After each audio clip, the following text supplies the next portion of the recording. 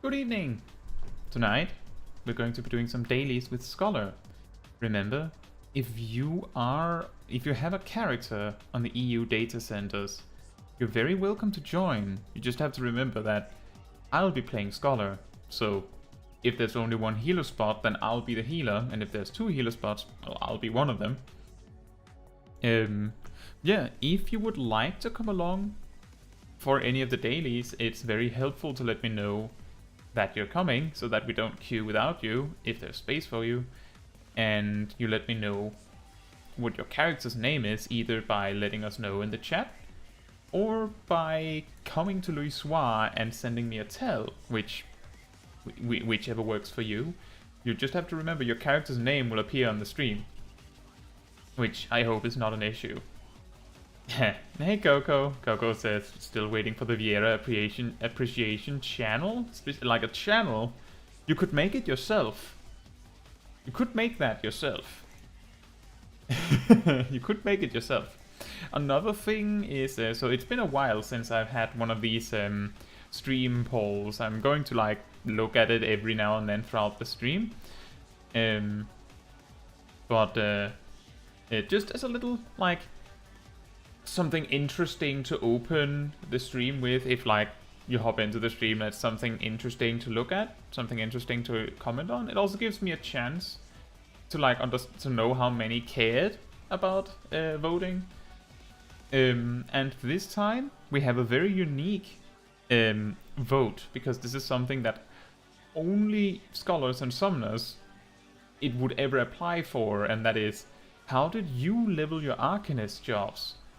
It is an interesting situation, because I know there's a lot of players that have played only one of them, reached max level, and then they look at the other job and go, I have a maxed out Scholar or maxed out Summoner, and I have not the faintest clue how to play it. Now, the thing here is that if you level Scholar, like you level Arcanist up to 30 and then you switch to Scholar forever and just play Scholar all the way to 90, you are in the fortunate situation that Summoner is considered one of, if not flat out, the easiest job in the game. So, no issue, right? But if you leveled to 90 with Summoner and never picked up Scholar, I think a lot of players will agree that Scholar is like, it is the harder of the barrier healers, and some players that are very, feel very safe with the card management of Astrologian would probably say that Scholar is the hardest healer, because it's not Astrologian for them. And healing isn't easy, so that could make Scholar one of the hardest jobs in the game, with the barriers, the pet management, the very specific resource management, all these things culminating together, while Summoner just goes, damage, go boom, no dots or anything. So like, I would totally understand if that is like would cause a lot of players problems. Just to lead with this, if you are in the situation that you are much higher level than you feel comfortable with on any job, whether it's like a job that starts really high, or it's Scholar who just like can be max level right out the box, my recommendation for you is remember that the duty support system allows you to practice with NPCs. It's so good for like practicing on your own terms. The second thing is do lower level content. Like, start with Sastasha, then maybe jump to like Hawk Manor, maybe do something like Stone Vigil is really hard, but like gradually introduce more action so you don't have to deal with the entire toolkit at once. It doesn't matter what job it is, it helps, trust me. Now with that out of the way, hey Tracy, hey Orion, hey Kosari, Gilano, and me who else? Of course, me who else? Kasani says, I could join. I need to cap my tombstones before next week. That is true. Oh, there they are. I suppose this is our squad then. Except we're doing a few of the max level stuff first, so I suppose Coco has to sit out for those. But if let's see, Kosari, and let me find it. I have written the name. I'm pretty sure it's Orion. Yes, it's Orion. If you want to join, you're very welcome to. And then Coco can join once we get to the ones that she can join for. Yeah, I have a list. Like, I have a whole document with a whole bunch of notes, like what the YouTube names are for the players in game, and things like that. I do write it down. I usually forget if I don't have the list open beforehand, but I usually do because I care. Rabio says, I've been stuck on one scholar quest for a while now. Like the first scholar quest, or is it a specific one, Ravio? Like if you know the name of the quest, then I could take a little glance at it before we jump into expert roulette.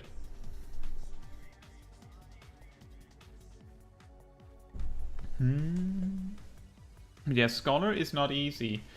The thing is with Scholar is that even if you start at really low level with Scholar, like pick it up and switch to it from level 30, what's going to happen is that you might not need to do very much with the toolkit for like the first 50 levels. Like, you might be able to get away with doing very little and just letting your pet do the heavy lifting, especially if your tanks turn out to be pretty good and they don't pull too much. That could also cause that. So you might like find yourself in, I don't know, like Dusk Vigil and suddenly be put in on the spot of going, okay, so do you know how your loss rate works? Do you know how Adlocurium works? And all those things. And you don't, because you never had to click them. Hey Irika, I hope you're doing well. We have missed you a little bit, actually. So I'm glad to see you back again. Forward Royal Marines.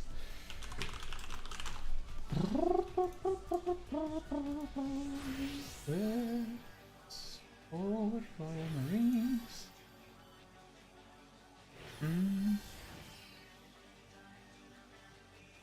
I haven't. It's been a while since I did the Scholar quest lines.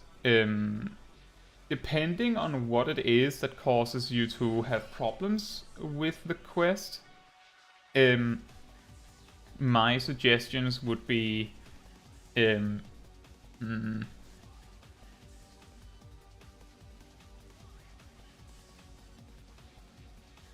Oh, well, Gelano, you can join for those, and then we can mix it around when we get to stuff like leveling roulette and 50, 60, 70, 80 and stuff like that. We'll see what we do. If we're so many people that not everyone can join, the most fair thing is to like switch around a little bit, and if you don't want to join for everything, that solves that perfectly. But my suggestion, you have to keep your party mates from turning into tonberries, but the hard part is you're not in a party with them. Oh, I would say, so that means that your pet is not going to heal them, is she? She's just going to be standing there. I don't know.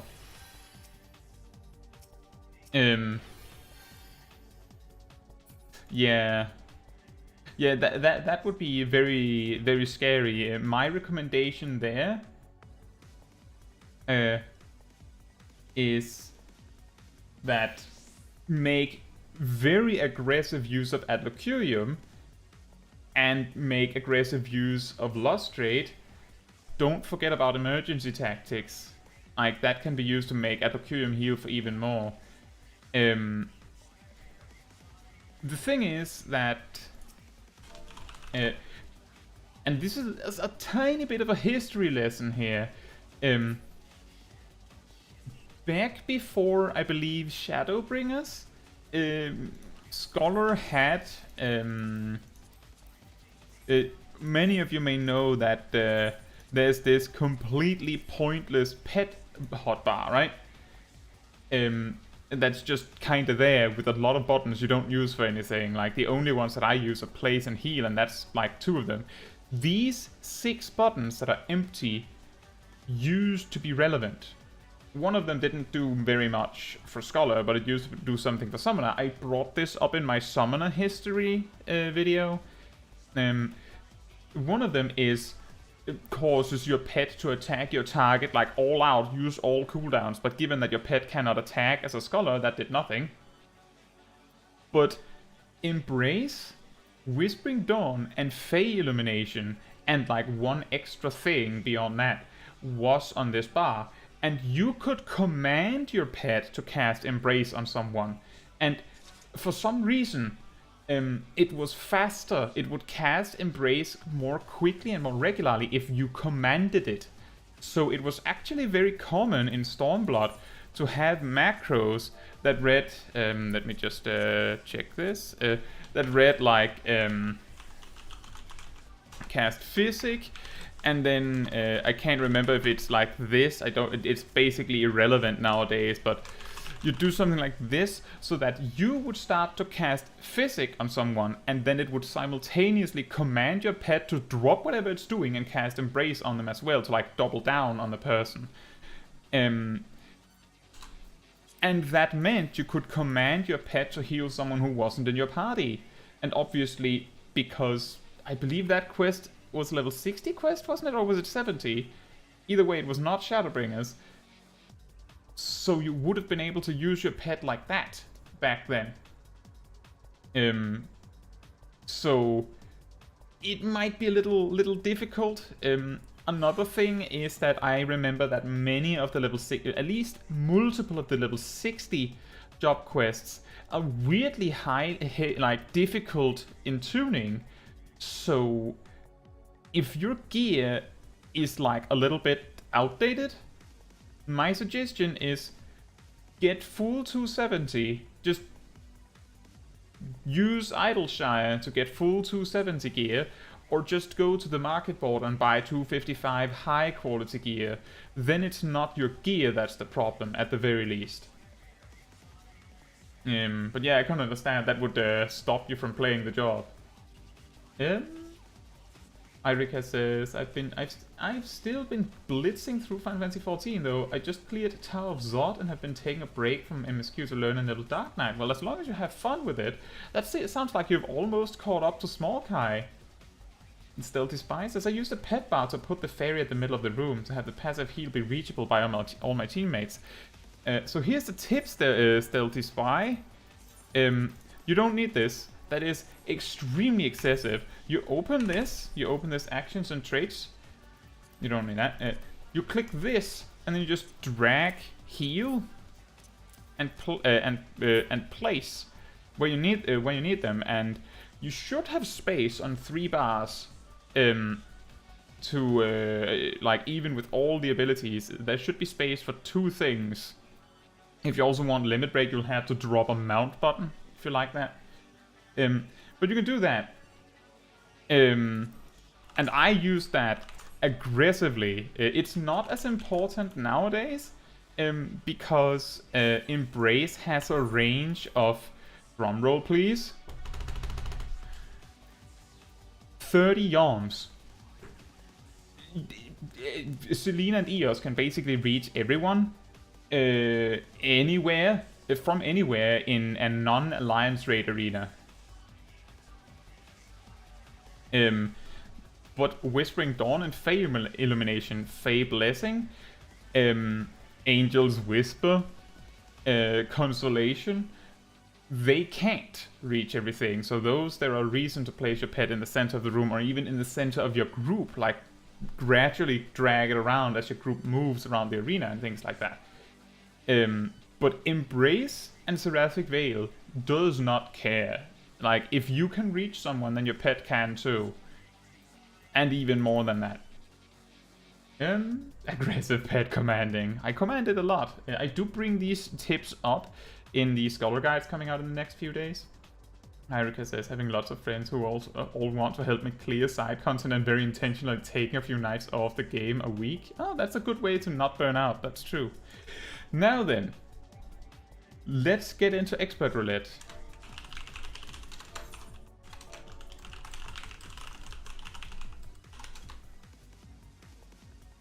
Togo says, I have no friends. What do you mean?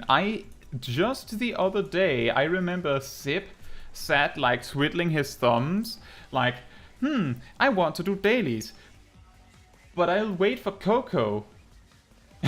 And then you just never wrote to him. So he played something else.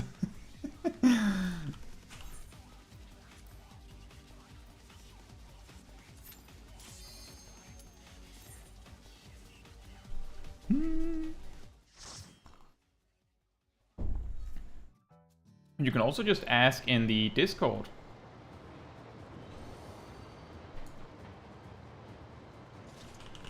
Although, I know that often people have like differing schedules, so it doesn't work that well.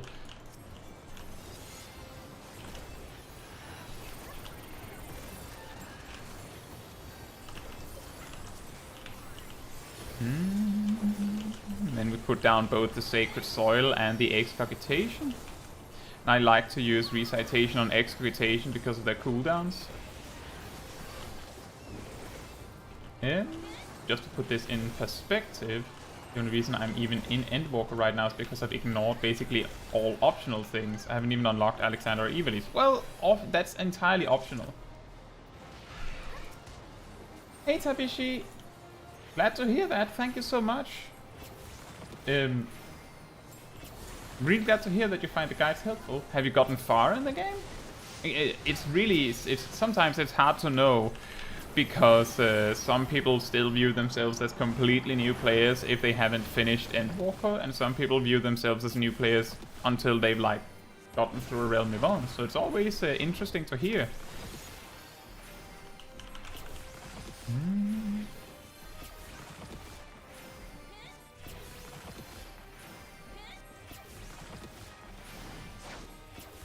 Level 29 as an archer. Ah, I see.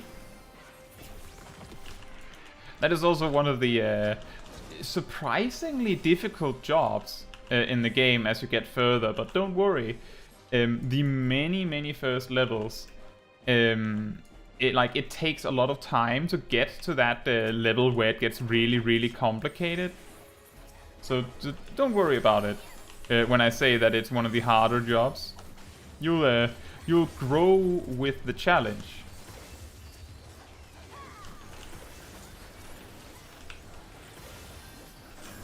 Hey, below average. You just went through the game as Bard. Oh, nice. The Bards are congregating.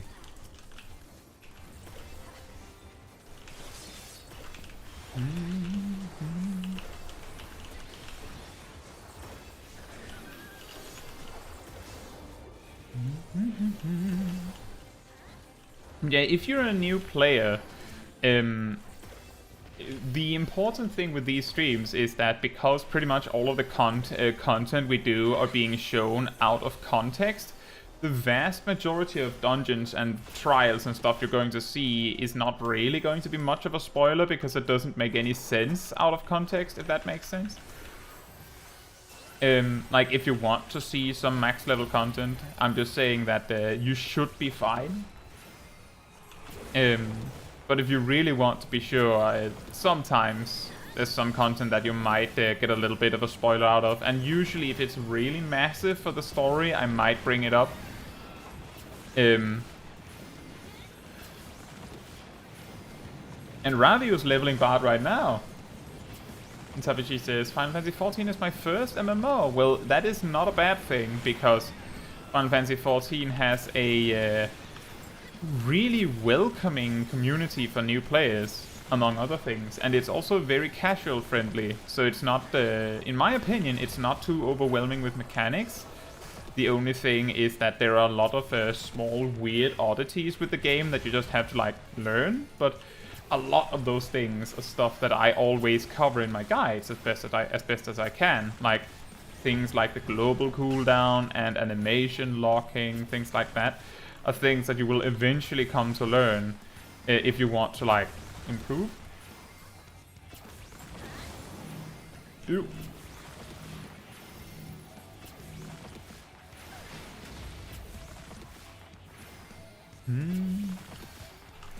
Coco says that she's played like 4 MMOs. That's a good amount. It's not a crazy huge amount, but it's pretty good.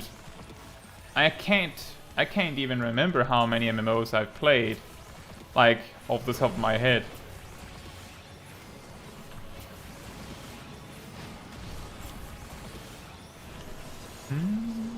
You learned about late weaving from my Bard guide. Oh, awesome. I try especially in, so if some of you are very new to the game and you have watched, say, like a low level guide, like one of the 1 to 50 guides, then something that you might notice is that in my low level guides I make a strong point of if it's not necessary to explain to understand the basics of the job, then I'll try to keep as much of the more complicated lingo like global cooldowns and weaving out of the conversation. Like I'll just say, just use your abilities between your weapon skills and things like that. Because right now you're just trying to understand the job, right? And then maybe if it's really important, I'll mention it. And Orion warns me that they will use hallowed ground. Then I will not do very much.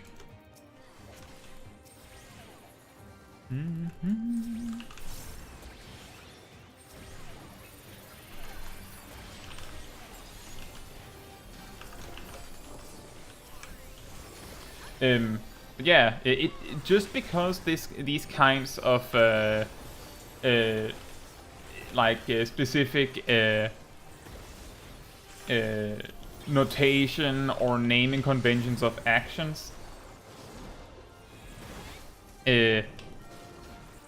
doesn't mean that they're not important. It's just that if you're just trying to learn the basics of a job, then knowing that like heavy shot is a global cooldown or something like that is not important.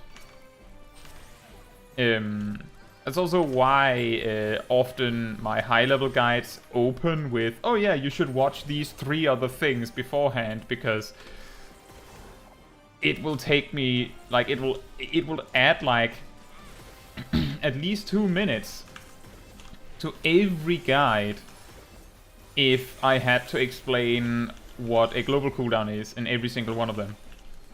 In satisfactory detail. To be specific.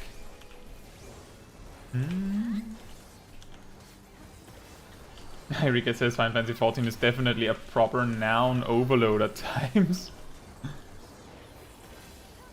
That's fair, Tabishi. The guides are structured so that you can watch them as they become relevant. Like, when you're level... Like, if you learn something at level 52, for example, and you do as a bard, and you find that, oh, that's quite a lot, I'm not sure how to use this, you can pick up the like the level 51 to 90 guide and just watch until you've seen the parts that cover the actions you're looking for, because that's part of the reason why the guides are made in this like chronological order, so that you can just watch the part that you need. Just looking at me. World of Warcraft, Elder Scrolls Online, Star Wars The Old Republic, and Star Trek Online and Final Fantasy XIV. Trace mentions Lord of the Rings and Guild Wars 2. I could try and list the MMOs that I've played if you guys are curious.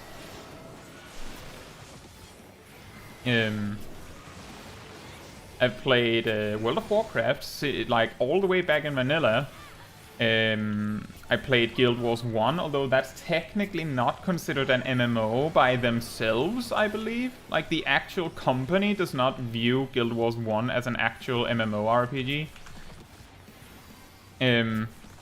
I believe they call it an ORPG. Something like that. And I played Maple Story, I played Knot's Tale, I played Fliff, Rooms of Magic, Cabal Online, Terra, Guild Wars 2, Old School RuneScape and RuneScape 3, and I also played RuneScape 2, so what became Old School, like what later was remade with Old School RuneScape. Am I forgetting anything? I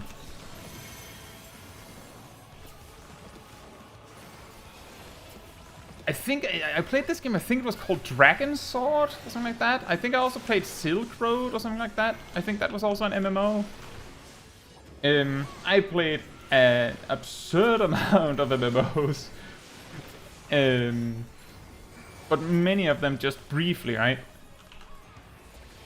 Oh yeah, Adventure Quest and Dragon Fable, but I believe actual Adventure Quest is not an MMO, and Dragon Fable was not considered an MMO either. I played the... there was this game that was very similar to Dragon Fable, that was more MMO-like. Played that too. I never played Elder Scrolls Online, and I never played Star Wars The Old Republic, and I never played Lord of the Rings, and I never played Ion.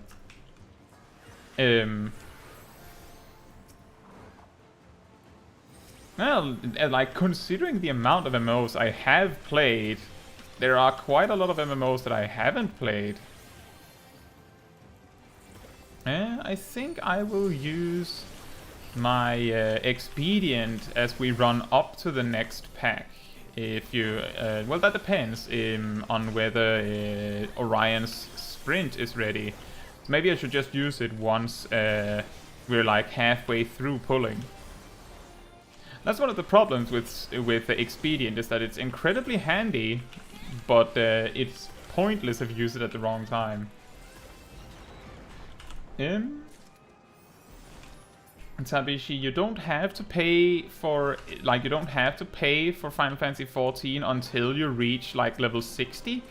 If you reach level 60, then every single point of experience that you're not getting because you're quote-unquote max level according, like, for yourself. Seems like Orion has perfectly metered out their sprint, so they didn't need my help. Like, when you reach level 60, then not having the full game will mean that you're losing out on potential experience. If you don't care about that, then you don't have to buy the game until you have, like, something that isn't in the free version of the game that you want to have. Then you can just wait and save the money. If you're only level 29, then that's like also very early. There's a bunch of things that you're missing out on by not having the full game, but I think many of them are related to like trading with other players. And if I remember correctly, I think on the Small Kai streams we reached like over 60 before we needed to like do inventory management at all whatsoever.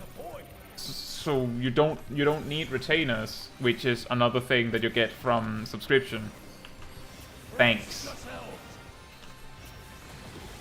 So don't, like, no, there's no rush. There are some players that have gotten every single like level 50 and 60 relic, which is like a huge time investment, before they bother to buy the game. I think some of them do it just to challenge themselves because they think it's funny to do that. But that is to say, you don't have to buy the game. You can get actually thousands of hours out of this game without paying a penny if you want. Like, as you get higher and higher in level, it's going to feel more and more inconvenient to not have the subscription. But as long as you don't run into any issues, then there's no reason to buy. It's also easier to put down the game and come back when you feel like it, when you don't have a subscription ticking. And Iricus says, I've been actually... Whoops, there's a stack mark I need to deal with here. I've been subtly convincing my brother to watch your guides, and by subtly I mean sending him your machinist videos every day for a week. Is your brother not good at playing machinist?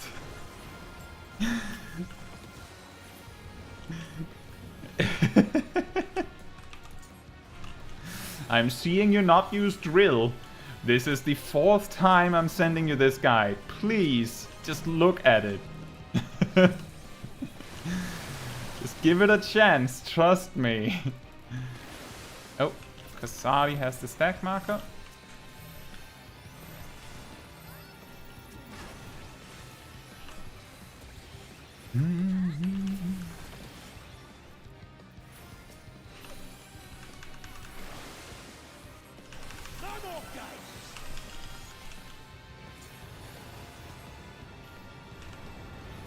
How much damage does this do?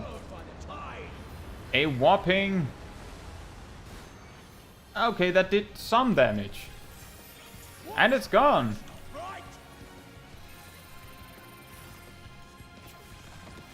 Here comes the most awkward part of this particular boss fight. Especially if you're melee.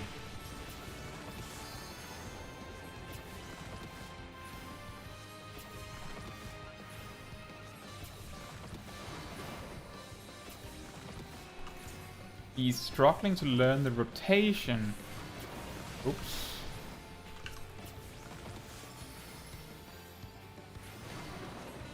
He's struggling to learn the rotation, but getting by all right anyway somehow. Oh, I think I can explain that one. I'll talk about that after this boss fight.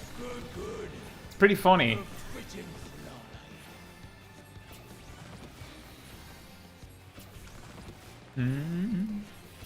Wow, that is a random save spot. Oh yeah, someone is... Coco is going crazy because there's a limit break 2 to be used. Gozari, it's your chance, although the boss is at 5% HP.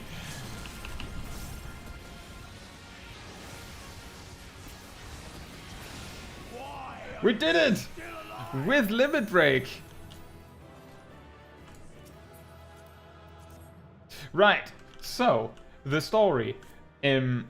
So, a friend of mine, which will go unnamed for this story, reached, he played in Shadowbringers and continued on to complete the story of Endwalker and has come back to play the game every now and then. He mains Machinist. Alright, so he mains Machinist. He reached max level of Endwalker. And he was a machinist that would rarely, sometimes if he felt like it, cast a drill. Air Anchor and Chainsaw generally just fell off the wayside. Just not used. How can I explain it? He played the game like... Imagine like a regular RPG where your cooldowns might be obscenely long. So like you save them for a rainy day, but then sometimes you just go, let's just do it. And then you just click the big red button and go crazy and do a huge amount of damage. That was how he treated drill. So sometimes, rarely he would use drill. Now you might be wondering what he spent the rest of his time doing. Mainly just clicking 1, 2, 3, 1, 2, 3, because here's the thing. He looked at Gauss Round. Let me just find those. He looked at Gauss Round. And he looked at Ricochet. And then he looked at Heated Split Shot and went, that does more number. So why would I use these? Never used them. He would use Scattergun on AoE, but he would absolutely use Flamethrower. Not well, but he would use it. Now, one day I sat down to teach him how to play Machinist. And I sat, sat down, prepared like an hour to teach him, and my friend, a super close friend, had to convince him to just say yes to me offering to sit down with him and teach him in real time. And that lesson started with like 30 minutes to an hour of explaining what his buttons even do, because he didn't know what the difference between an ability and a weapon skill is. Note, for example, Tabishi, you're level 29. It's fine. It's fine if you don't know. It's great if you do know. It's fine if you're not like perfect. It's completely fine. It's okay. But when you're level 90, like understanding the basic concepts of your job is like a little bit expected, especially when the person who's teaching you at that very moment has shoved his own guide at you 10 times, and you've said repeatedly, yeah, I'll watch it at some point, and he didn't.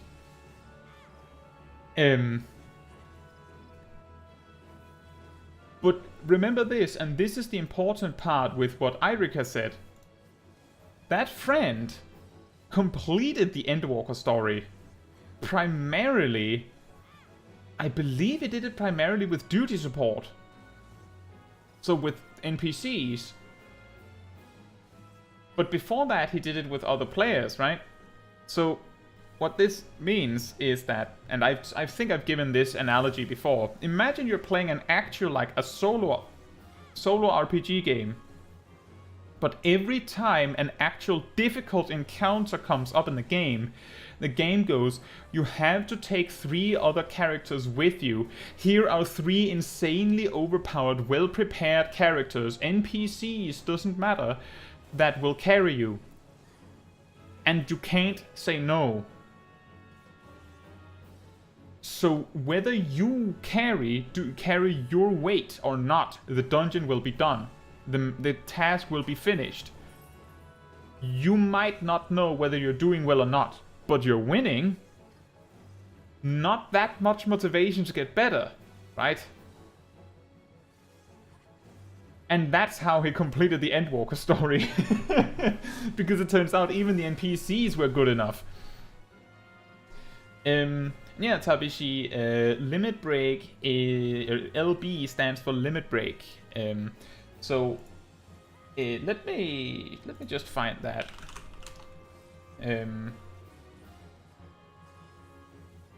I have this video.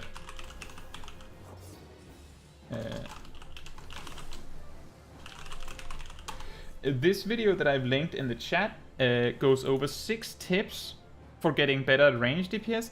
Again, this is mainly targeted at max level players, but the tips in general can help you get better. So if you want to know about it, that's a good place to go. One of the tips is everything you need to know about the limit break from the perspective of a ranged physical DPS, for example, a bard or an archer. So like if you want to know more.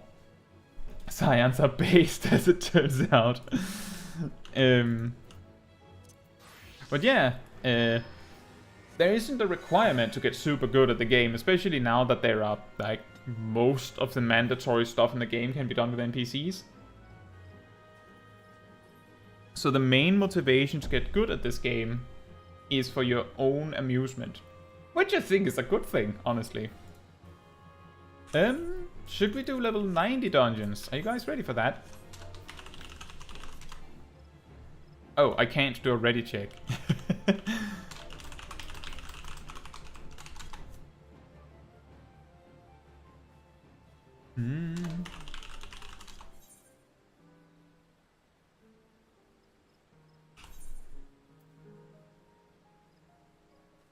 Stormblood dungeons still can't be done with NPCs.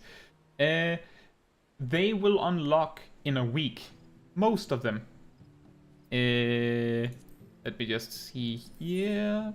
Nope, wrong menu. This one. I don't know why they still have 2.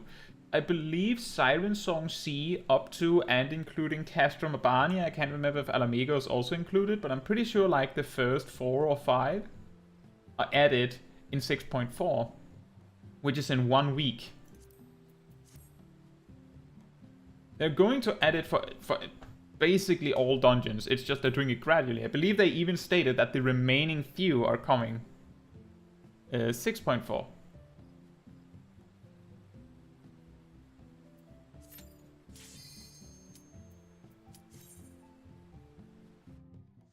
I wonder if we're getting dead ends again. No, Outlaws Legacy. That's pretty good.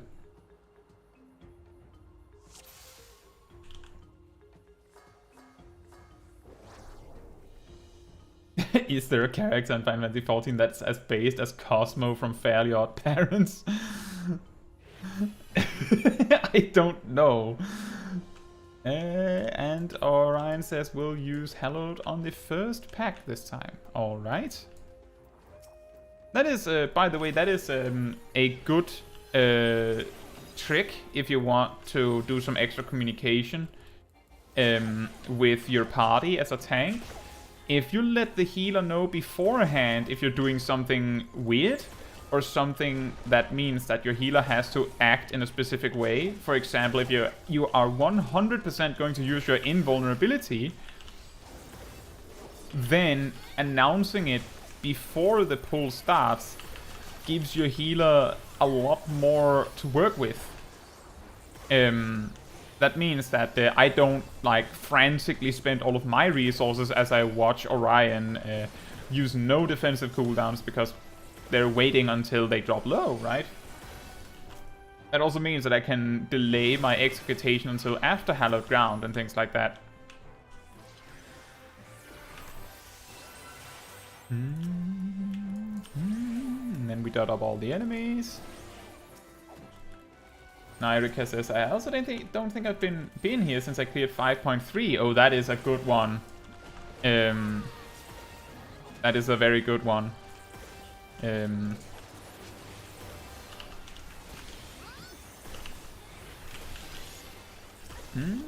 Muhammad says, I have a question. So does the new 6.4 crafted gear will be on release when the Savage comes out a week later? It will come on release. So it will come 6.4 on the dot. You should be able to craft the new crafted gear, assuming that you have the prerequisite items. So yeah, if you're a crafter, you can prepare for this immediately. A tip is that if you come into the patch with full astronomy and full causality, then you will have 2,500 tomestones to like buy with on day one of the tomestone materials. And Below Average says, use Super Polite randomly to keep the healer on their toes. Oh yeah, even better, use the a test of your reflexes macro, which is when you when your macro says use Super Polite and then cancels Super Polite immediately. So you get 0 seconds of invulnerability.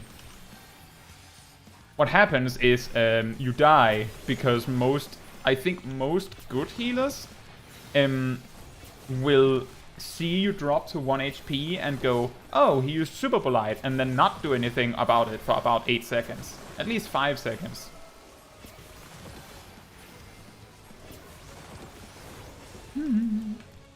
Oh boy.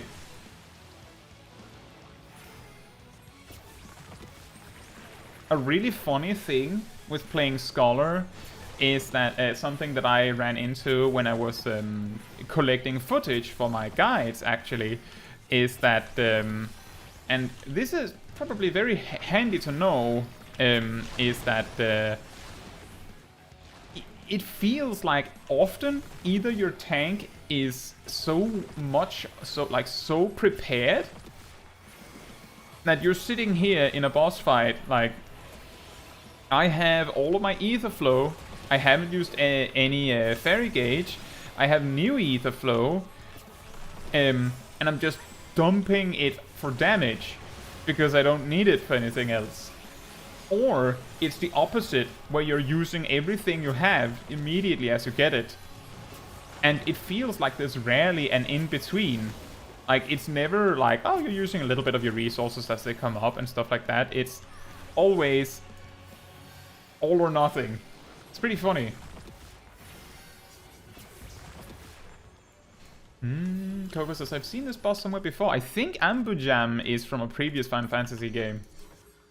Anyone know where Ambu Jam is from?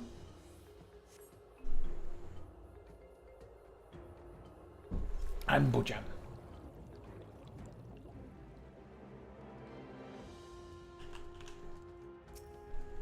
Yeah, Irika, when we did the 5.3 on stream, I also needed a moment.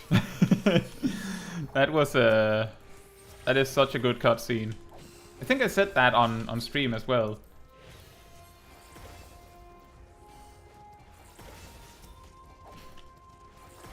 No, not a Final Fantasy game, never played those. Then I don't know where you would know it from.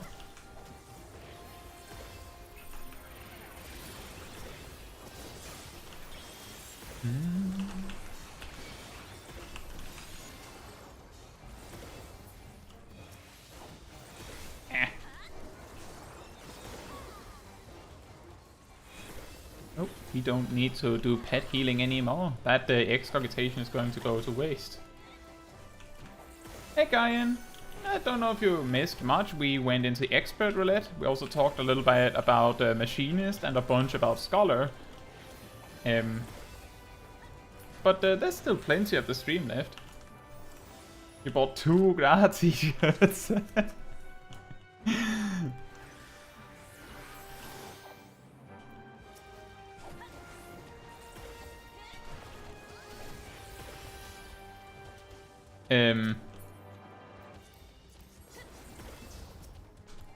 I don't know, Coco. Maybe you just are not as emotionally attached to the game as other players are.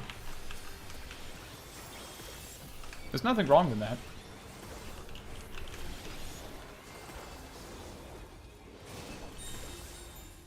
Poseidon says, I wish to do this sort of setup with a soundboard so that it plays a certain sound after using Super Bolide.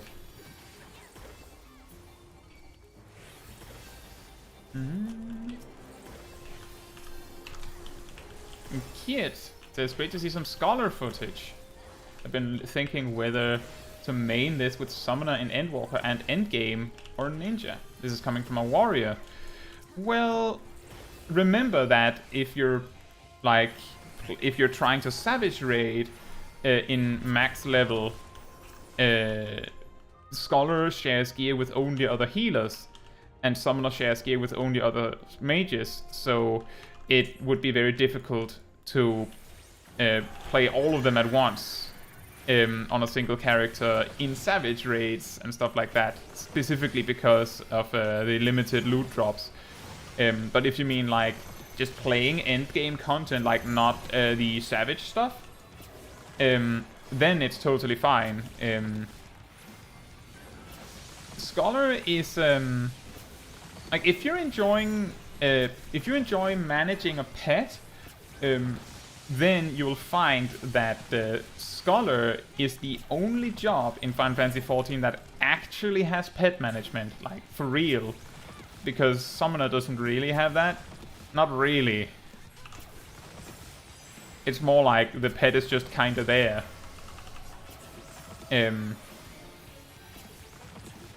But all 3 jobs are very viable. Remember, with a little asterisk on that, all jobs are viable, even in Savage content.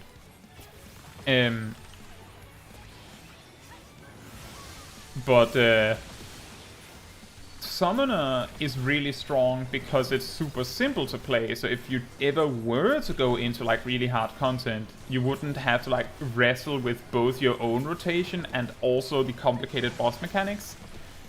Scholar is just like very good at adapting to a situation as needed, but also has a really weird toolkit because of that. And Ninja tends to be extremely high on damage. Like even like in casual or Savage raiding doesn't really matter. It's really just consistent. So what ultimately matters is what you think looks most interesting, kid. Coco, I think I know why you didn't need a moment in 5.3. I think you were too busy having your mind somewhere else.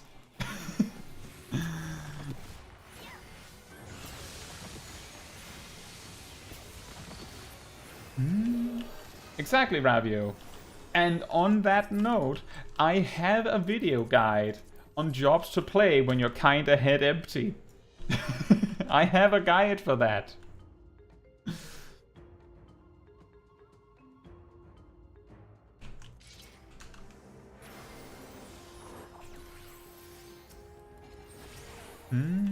Oh, using Hallowed again.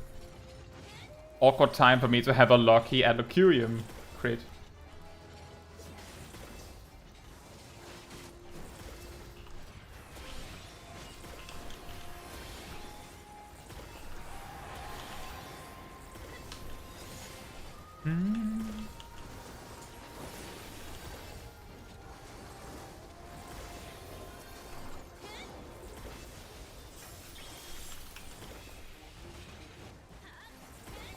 Wait, what? What do you mean by that, Kosari?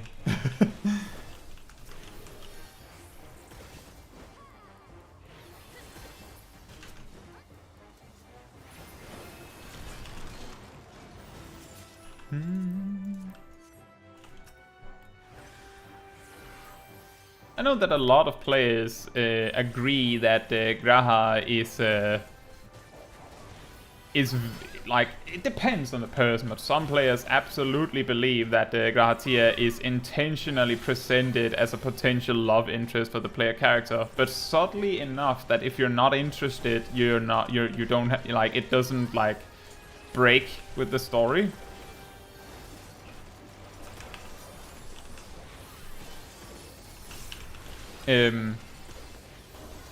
But when people start talking about that, it often gets really awkward. Because, you know, he's also a really good friend. And that's also a perfectly valid analysis.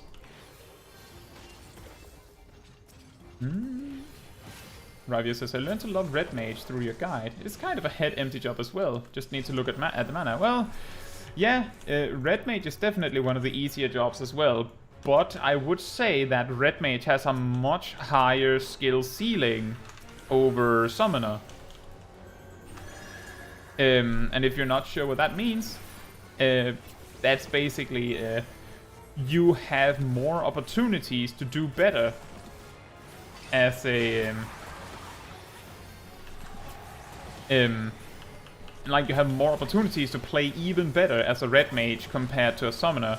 However, the skill floor of a Summoner is extremely low. Like, it's very, very easy to play Summoner. And the DPS gain from mastering Summoner, like how much more damage you can do by playing perfectly, is not that much more compared to Red Mage. The problem is that according to Red Mage mains, I've heard that Red Mage has to really like put in effort in like if they want to do the absolute maximum DPS that they can do, which I believe is more than a Summoner. But the Summoner can literally like have like TV snow in their mind and almost do that at the greatest exaggerated example that I can give you.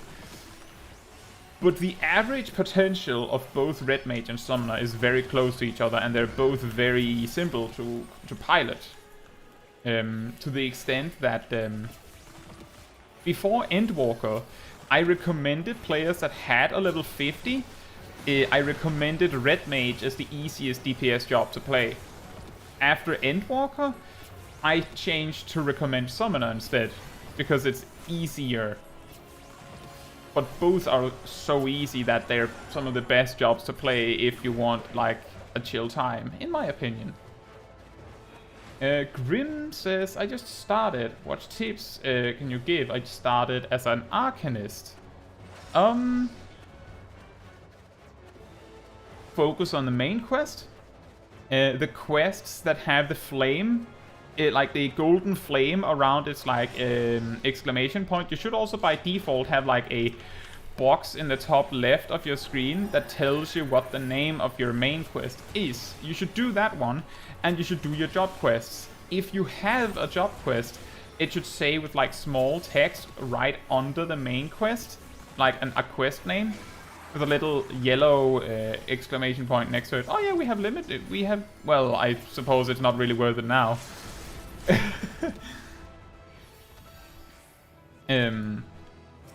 Yeah, do your main quests.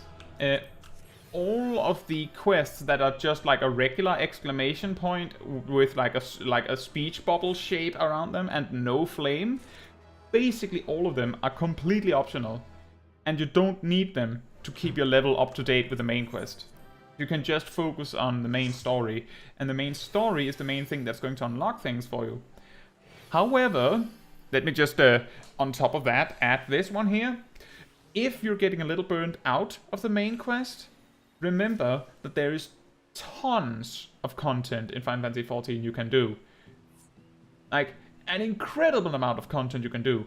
You do not have to just do the main quest. If you're getting a little tired, and oh, thank you for coming along, Gelano. Thank you so much. If you're getting a little tired of the main quest, you can unlock the Gold Saucer. I have a guide on everything about the Gold Saucer. You can unlock, I believe you can enter the Gold Saucer at like level 15 or something like that. And it doesn't really cost you that much to get in, because you just need like a little bit of gil to buy the first 50 coins or something like that, and then the rest of the coins you earn there to just play around and have fun. It doesn't really cost much to get into. Tons of minigames to enjoy. All the time. You can do side quests just for fun. You can pick up a new job. You can pick up a craft or a gather if you want. You can do anything.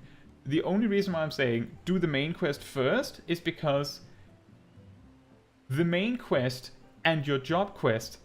So the main quest is the thing that unlocks things in the game. You don't need to be level 15 to unlock the Gold Saucer. You need your main quest to say like level 15 up here in the corner for you to be able to get the Gold Saucer. So like the main quest, you need to progress that. And your job quest gives you spells. So you want to do those. And a final tip, 2 final tips. When your job quest reaches around level 20, you should be able to unlock mounts. When your main quest reaches level 20, you can unlock mounts.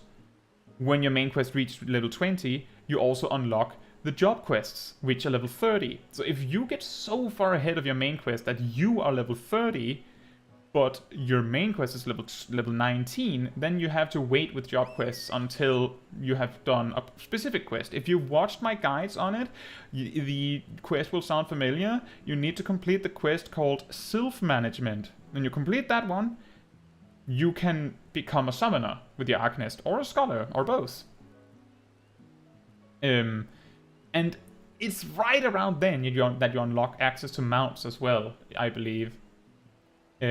We actually go over that live on one of my first Small Kai streams. We call them Small Kai, but it's called Rewind Replay. There's like a close to 50 episode series playlist on the channel, but it might be difficult to find it precisely.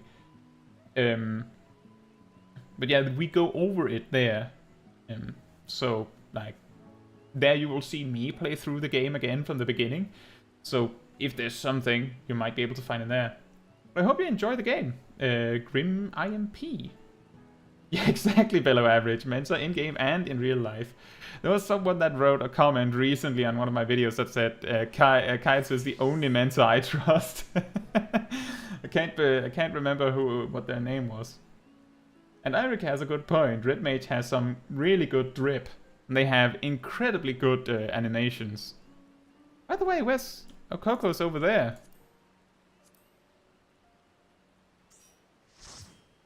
Sitting facing the wall. Yeah, I think I missed something.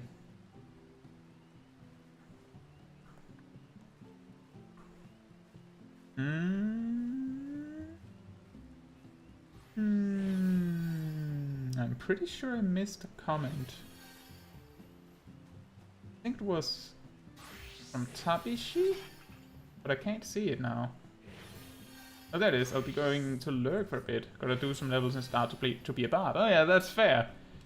Hey Minoto, how are you doing?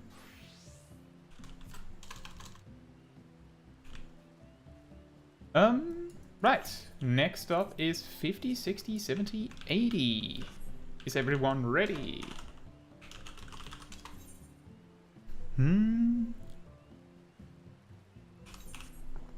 Here's a random tip.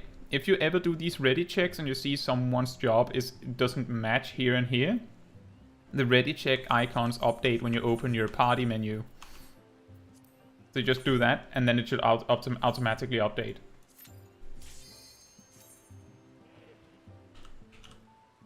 Glad to hear that, Minoto. We've gotten through the max level only duty. Oh boy. Is this the hard one? And very ironic that I say that. Remember Lost City of Amdapor is really, really difficult.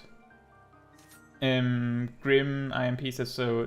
Is it correct to say my main quest and job quest should be the same level? Not necessarily. If you are able to do your job quest, do it.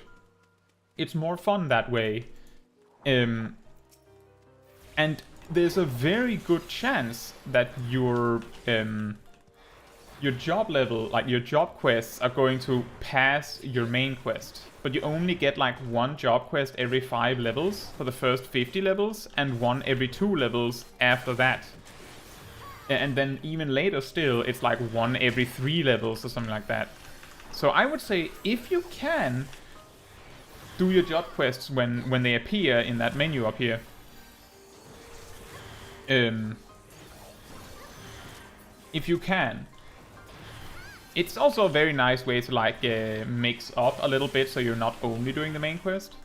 But like the spells that you get from your job quests might not be usable in the main quest until they're like close to each other. And exactly, Irika. So the precise answer to what Irika is saying here is your can you wait a second, Orion? Just stop. And he spreads. Right, no, you can go. Go ahead. I just needed to test something to be sure. So, this, and now that I've messed up your sprint, that's my bad. Don't you worry about it. So what I wanted to show you is that there's this debuff called Misery, I believe. That the icon with the crying face that Orion had. It's one of the weirdest debuffs in the game because you can remove it by using /comfort on the person. It's so random. I just needed to test because sometimes I've had trouble actually checking that it works. This has been like my first opportunity to test that. It's such a random trick, and it's not super important. I believe the debuff makes you take like 10% more damage or something like that. I think it's like 10% more damage. It's not like a massive deal, but the fact that you can remove it so freely by using an emote on the person is pretty good. Oh, Erika. Coco says, is there an FPS counter this game? If you open your system's configuration, there's an FPS counter there. Not particularly helpful mid-combat. So in terms of what quests, what of your job quests unlock new spells for you, the level 15 quest and the level 30 quest of your class quests unlock a new spell. Or weapon skill or ability. And when you unlock your new job, most jobs come with a like a new spell out of the box. So technically that means you also get one there. Oof.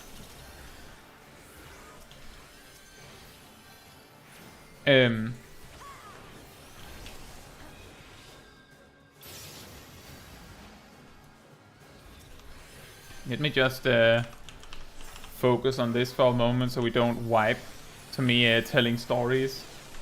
But yeah, you get one at level 30 when you unlock your new job, mostly. And then you also get one then all of your job abilities are actually unlocked by your job quests. Until level 60, then you automatically learn new spells, except you need to do the final job quest at level 70 to get the level 70 action, whatever that is. And then everything else after level 70 is learned passively. And yeah, correct, Irika. Your job action bars and your class action bars are two completely separate bars. So you actually need to like copy them over bit by bit. You can easily do that by like taking off your soul crystal again and like taking a picture, for example. But yeah, do your job quests, everyone. Do your job quests. Minato says, I've always wondered this. Did Yoshi P ever say if he will get cross-region data center travel? Asked because I'd love to hang out in Europe and JP with you all with my NA character. Oh, I am 100% confident that he said that they will make worldwide data center travel. But the way that was presented was like, I think it was like right before Endwalker release or right after Endwalker release, and then they started by doing regional data center travel, specifically what we have now, and then they like pulled it back a bit and like said that it's a little complicated, and they were a little bit afraid because each of the regions actually have very unique communities. You might have heard about JP having, like, JP players on their servers act extremely different from how we act on EU or NA. And from what I've heard, even EU and NA, despite all of us, like, mostly all speaking English and things like that being like the Western audience, you could say, the EU and NA regions are extremely different in their own right. In many subtle ways. So that's why they pulled back a little bit. But I also believe that part of the reason why nothing has happened is because they needed to update servers, like update server infrastructure, and that had some issues getting done on account of the world grinding to a halt with the whole that weird virus that happened and is still kinda happening a little bit around the world, which made it very difficult for them to perform these server updates because they insisted on doing it in person, which meant they had to send people from Japan out to fix it, right? Which they couldn't do. So I'm confident, Minato, that it will happen one day, and if there's one place you will want to look when that day happens, is on my channel, because I have said for a long time that the day where we get worldwide data center travel will be an incredibly good day on this channel, because I'm absolutely going to be planning stuff for the community to hang out together now that we'll finally all be able to do it together.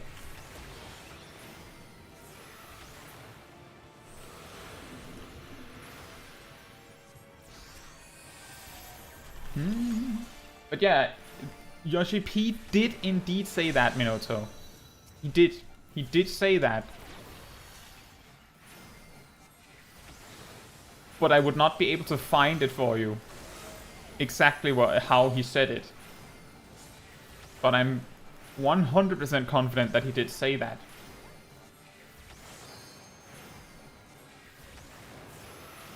That's true, Gilano. I've actually heard, with the comfort emote, I've actually heard stories with players getting really angry that someone used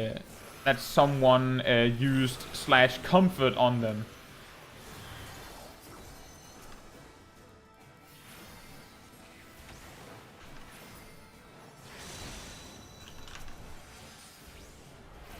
Tabishi says, I just gained 1 million gil, I don't know how. Weren't you on the free trial, Tabishi? Was that someone else? I thought... Didn't the free trial have a money cap of 300,000 gil or something like that? Or is that wrong?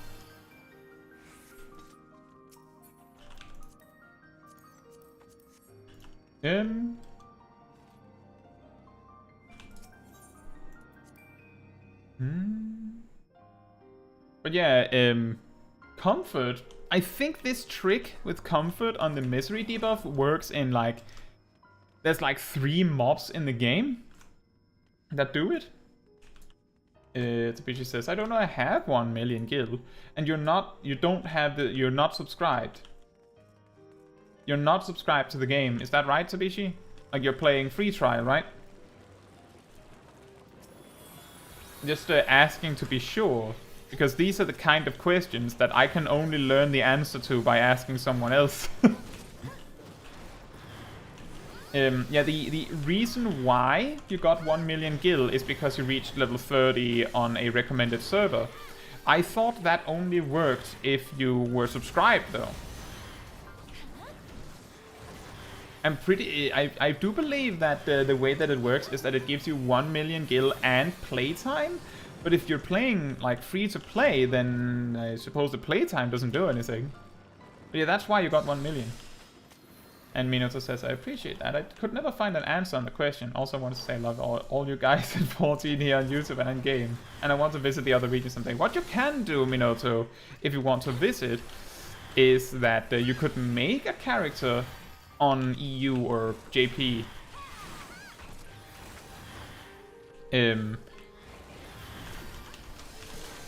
And then you can level that a little bit on the side, so you can like hang out.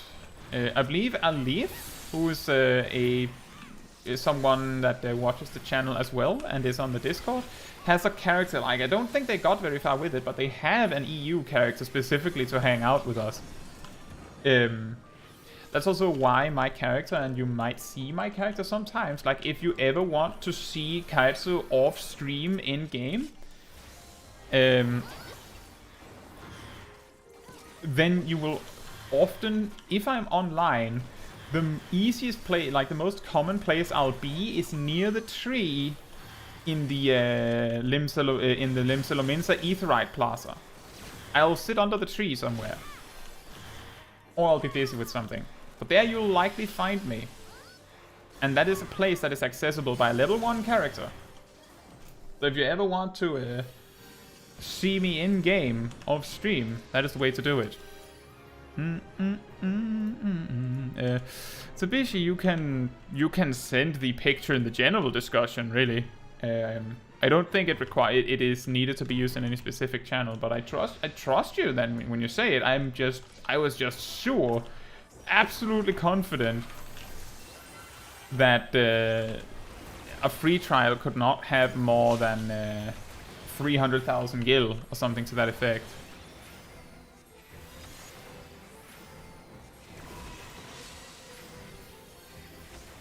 Ah, you certainly do.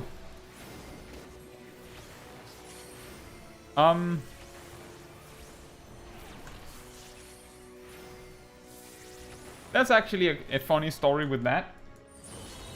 When I started playing Final Fantasy XIV myself, and I started as an Arcanist, I also ran into this situation. The thing is, I didn't look very closely at my money. So suddenly I just had 1 million gil. Unexplained.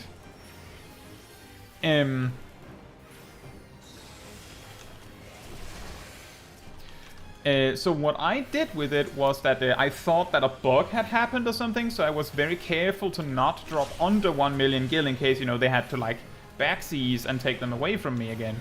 Until I spoke with my free company at the time, and they were like, no, those are yours. It's because you reached level 30. But it's just not really well explained. And Coco says, what happened to Alif? Nothing happened to Alif. They made a character on Louisoire specifically to hang out with EU people. I think they made it on Louisoire. They even appeared on stream very briefly like that.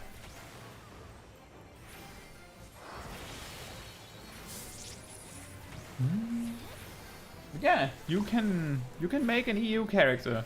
You can play it a little bit on the side even, but I'm always on EU, so if I'm online you will likely, like if I'm sitting under the tree, I'm usually like doing something on a different monitor, so it might be beneficial. Like if I'm not reacting, it's not because I don't want to talk with you, it's because I haven't seen you. Even if my character's literally looking right at you, I might not have seen you. So like, just give it a few minutes. Eventually I'll check. A really effective way to get my attention is to stand really close to my character and spam emotes with sounds, so that something unusual, some unusual sounds is coming out of the game, so that I go, what's this? And then I open the game, because I might have like a manuscript I'm writing, like for example, if I'm like looking both at like some notes from elsewhere and then also my manuscript, then I might, like my entire monitor where the game is playing might be completely filled out, so I can't actually see you. So don't worry, I want you to approach me in game. And yeah, that's true, Coco. You will know if I see you. I will like if you've written a message to me, I will usually respond when I see it. We'll get the death glare. No, it's not a death glare. Does she look so angry? She just looks very intense. Minato says, I've thought about doing that, but I'm too attached to my character and all their glamours. And I'll keep an eye out if I ever see you. That's good. You'll spam.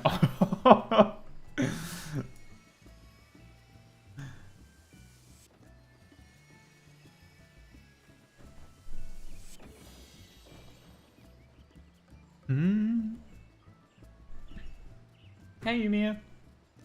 I'm doing well. I hope you're doing well too. Well, you haven't missed most of... You have actually exactly not missed most of the stream, because we're not even halfway. Next up is going to be leveling roulette. I think many auras have a very like intense expression, but I don't think Kai's is that bad. What do you think?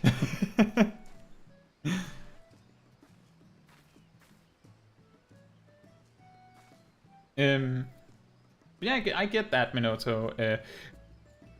I think I've talked about this on stream before. I made this character. This is technically my second character. The eyes. I made this character, like, I tried the free trial as a male Mikote. Played it for 1 day, and then I bought the game the day after. Because I found out back in Stormblood that if you bought the game, you could play small dragons. So I deleted my Mikote and made Kai here. And for anyone that hasn't seen some of the first episodes of Rewind Replay where I talk about this, the male Mikote was named Chaiji Kaitsu because I'm extremely creative. And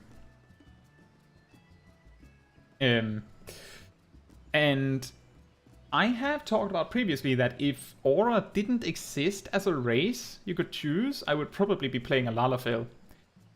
Which is why my alt that we play on Rewind Replay is a Lalafell. And I've also talked about the fact that this character has not had any appearance changes since she was created. I haven't even changed her hair. I have considered changing her hair, but it just looks weird if I change her hair. Yeah. That's true, Binotto. Male auras, tall dragons, always look extremely furious. Except some of them. And thank you, Irika. And Tabishi's getting wind bite. Nice. And Ymir says, yeah, I get that. And Ravio says, I started as a main Mikosi as well, then bought the game and made a Bun Boy. The Mikosi is now living in the shadows abandoned.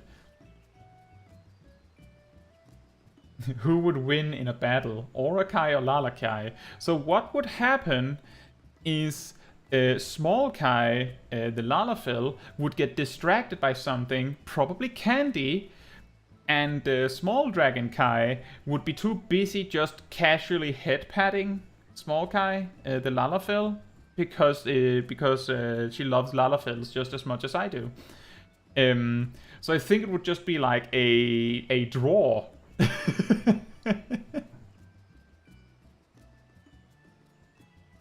The reason why I have never used the Fantasia is partly because I feel like a huge part of my attachment to the game is through the specific characters. So I would be scared of even considering changing. Yeah.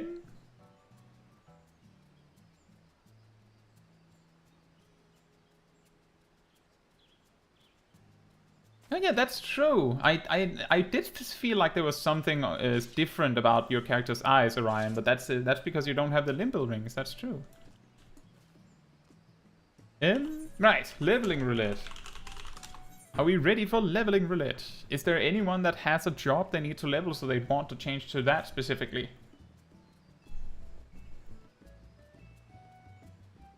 As long as it's not a healer. I had a friend a while back that I played with a lot, that would use a Fantasia almost every week. I have a feeling that they weren't attached to their character appearance at all, specifically because they used Fantasia so often.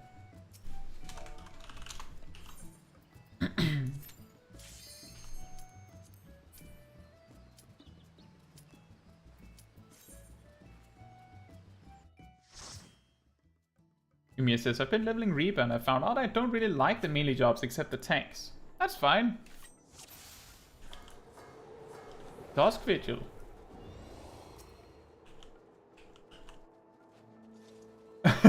Oh, that really sucks, Irika. I actually unlocked the Aesthetician extremely early in the game by accident. We could have turned on Limited Roulette. We could have done that, that's true. We can also hop out of this dungeon and turn it on and then do it. Do we want to do that?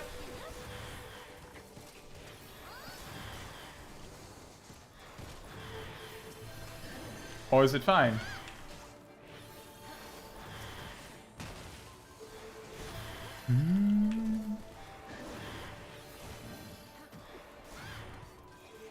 Oh, then let's hop out. Let's jump out of the... Guys, leave dungeon. Orion, come back, Orion! Orion! Come back here! Everyone leave the dungeon, and then we will queue with the limited roulette. Both so we get a more interesting dungeon, higher level dungeon, and also so that Coco learns what it is. Sorry about that. I always forget about it because I'm not used to having a light party. So, what is limited leveling roulette? This cogwheel up here allows you to toggle a lot of settings in the game. A particular one that I do recommend that you turn on unless you really, really don't want to get into a like dungeon in the middle of progress. If you toggle this join party in progress, then you will, when you queue for stuff, if a group has had like a lever or they've kicked someone and they need a replacement, you can be that replacement. Sometimes that means you join groups with a group that, you know, there's a reason why that someone left or someone was kicked. You know, there's something apparently wrong with the group. But most of the time it just means that you get to clear the dungeon faster. It's really funny when you pop in and it's like, oh, there's just the final boss left. Excellent. And then you get full credit at the end. This is also where you can go in if you want to like queue into something with less than a maximum amount of players necessary, and you can sync for stuff if you want to do the dungeon at the appropriate level. You can also use minimum item level to make it as difficult as possible. That includes setting your level to the minimum possible so that you can do Sastage's level 15 if you want to do that, but only if it's unrestricted does that work. Silence Echo. And Explorer mode allows you to hop into a dungeon where all of the enemies are gone so that you can like go in and take pictures. I use that a lot for my thumbnails. There you can even put down like a striking dummy to use attacks on for your pictures. And you have buttons to cast your limit breaks whenever you want. You can just cast your limit break 3. We've talked about this previously. But limited leveling roulette is super specific. It only works if you have like 4 players in your party. What it does is it makes it so that, as we can see here, the duty chosen will be within 8 levels of the lowest level party member. For example, should the lowest character level in the party be 70, the duty ranging from 63 to 70 will be chosen. And the main requirement that often causes problems for this is parties must meet entry requirements for 2 or more duties. That means for this to work, Coco's level 85. So anything at level 77 and above. So that means basically Malika as well, Mount Golg. I think it's just those 2. And if Coco had them, these 3 would also be accessible.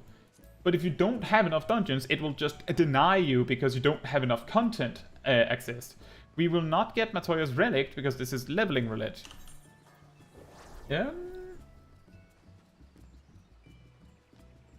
And Kosari, you do not get a leaving penalty if you leave when you have a full pre-made. Then then you haven't then it's surely something you all planned together. You just catch up on the chat.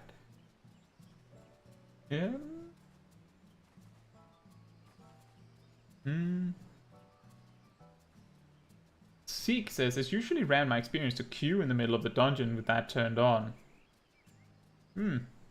That is true. It is also rare for me, but it happens, and when it happens, it usually means you get your queue faster, because hardly anyone has this toggled on. Right.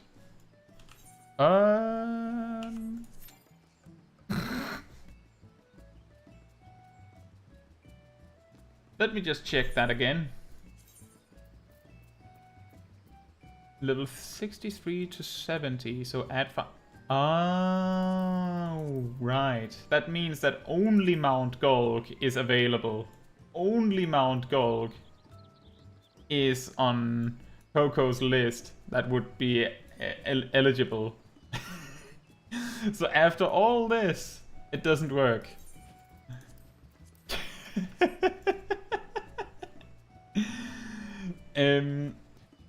So as I said, the reason why it often doesn't come up is because you need a light party with 4 players in it to even do it, and then the lowest level player needs to have at least 2 dungeons in the appropriate level range. Even more reason for you to do your main quest, Coco. Oh well, we'll do the living roulette normally then.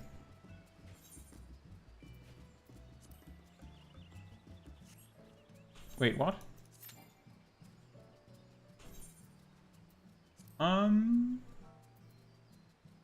It keeps saying it. Did it actually say that we're not allowed to queue for a while?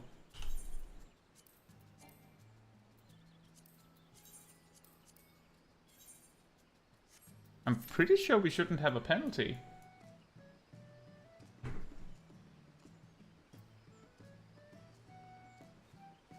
Who left first? Oh dear. Anyone know how long the penalty is?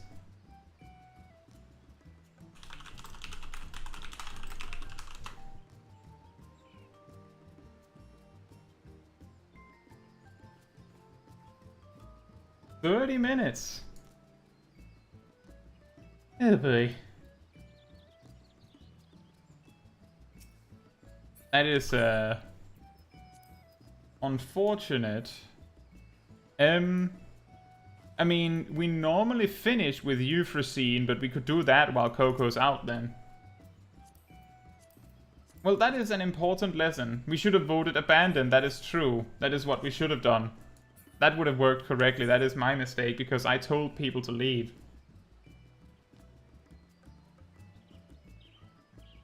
That is my mistake. I actually genuinely thought it wouldn't do that if you had a full pre-made.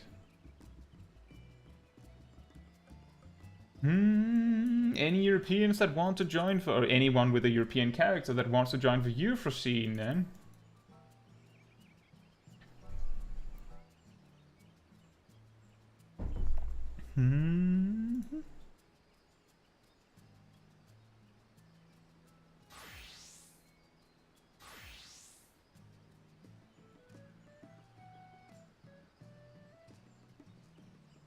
Nope, just the three of us.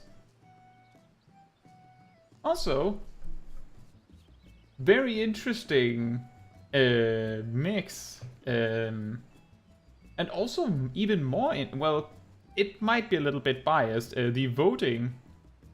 How did people level their Arcanist jobs? There's a majority that leveled with Scholar only, and not Summoner only. That is actually very surprising.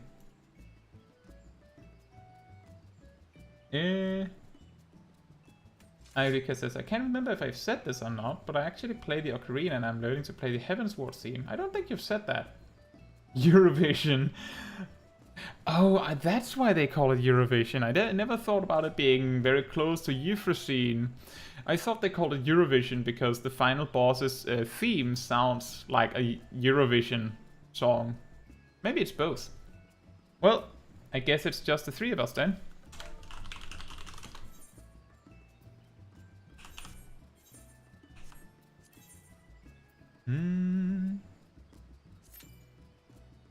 Sorry again. Well, we're all learning something today then. Zeke says, I find leveling scholars much faster since queue times are so much shorter on dungeons and duty roulette. That is true. Just for reference, so I played Arcanist as my first job in Final Fantasy XIV on this character. My actual first character started as a gladiator, but then I made this one and made it an Arcanist. I reached level 30, unlocked both Summoner and Scholar, unlocked... I believe I unlocked Bravelock's Longstop then? And then I tried to queue a Summoner, and it took more than more than 0 seconds, well, more than like 1 or 2 minutes.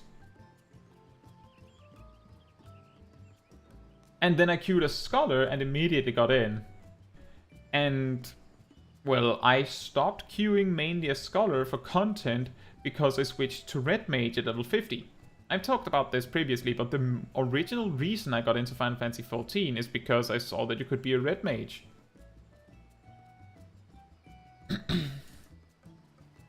That's okay, Gilano.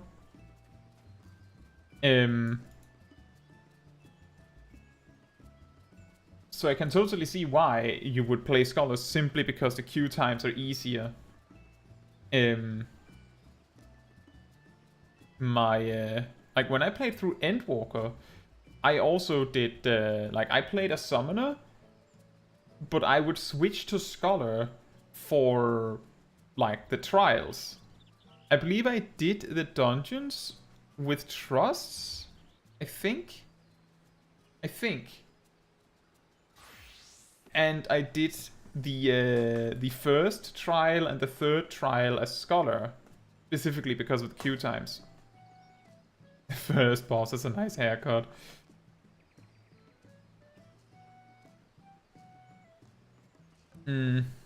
Well, I'm sorry, Coco, that we suddenly have to delay the leveling roulette to the next one. But at least we have something else.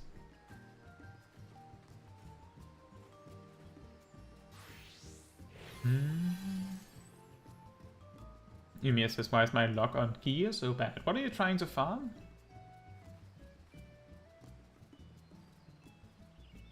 And Six says, I've only been playing Scholar recently, and I did start the game with Monk as a main. Oh. Minato says, can we speak and can we all talk about how Titan Eggy looks like a yummy chicken nugget? He does, doesn't he? I hardly ever see him on account of I use carbuncles. I use carbuncles, and if I'm level 90, you get the real Titan.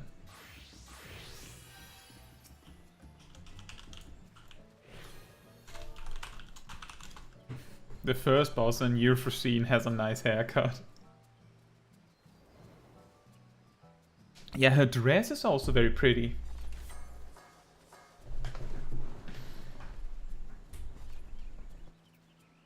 If you know what I mean.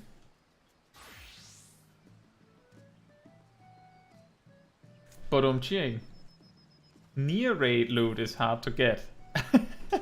Does that sound familiar, Coco?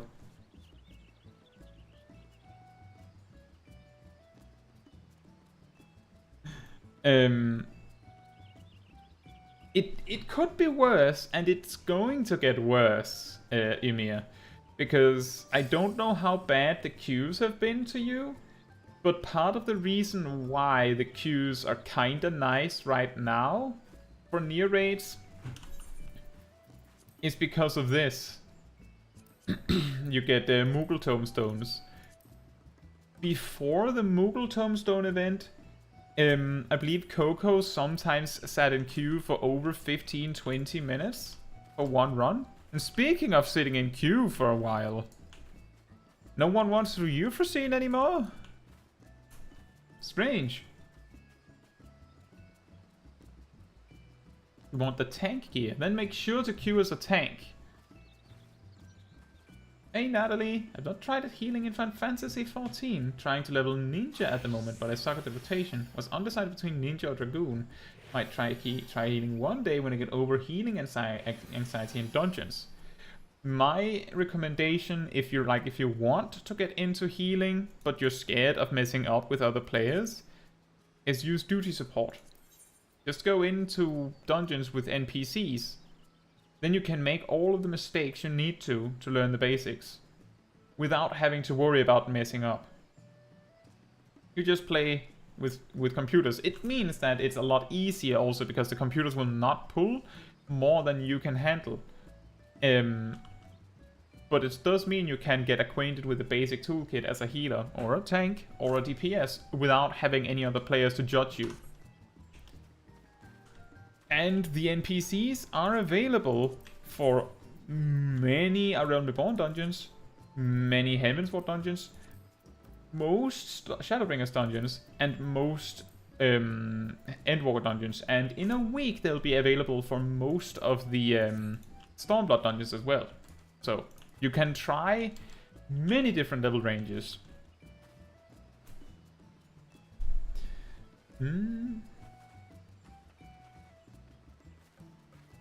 Six says, I had the same experience of waiting half an hour to queue into Euphrosyne yesterday. Well, yesterday makes more sense, because the reason why people queue into Euphrosyne is for this coin, which has a weekly lockout. So you only need to do it once per week, so most people that care about doing it, they only need to do it once. And most of them do it early in a lockout, and like, if you want to do any weekly content, like Euphrosyne, in a week we'll have the new raid tier on normal, which means like the next ones after these, and they will have a weekly lockout. If you want to have an easier time, make sure to queue early in the week. I recommend before Friday evening. The reason is, and this is not anything mean about anyone, but once you hit Friday evening, the players that are like hyper casual and might not put in very much effort come into the queue, especially. Which means that something that on a Tuesday is done easy peasy, very quickly, no wipes, can take 30-40 minutes on a Sunday. And I speak from experience with that. I've had healers that didn't heal, healers that didn't use raise, tanks that didn't understand what tank stance does in a raid, both of them. DPS that hardly attacked, things like that. You know, the machinist friend that I explained earlier, imagine that, but the entire party. That can happen. And there's nothing wrong with that. Having a few of them is something your group can handle. The problem is that sometimes you're the only one that is carrying. Gilan says, I remember waiting 3 hours for the Gilgamesh trial the first time I did it. I think if a queue for anything passes the 1 hour mark for me, I typically just cancel and do something else. Like, then I don't want to wait that long.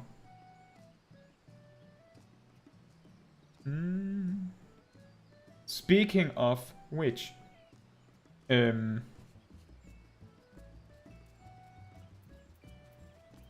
let's see. I'm just trying to figure out if we reach the point where Coco's penalty runs out and we're not in Euphrosyne yet, then I think we're just not doing Euphrosyne. There's one good reason why Euphrosyne would have a terrible queue time this week specifically. And that is this coin allows you to upgrade gear like this, 10 item levels extra, so they go up to 630, right? Next week, there will be crafted gear that is 640. So that means that this is completely pointless, in fact.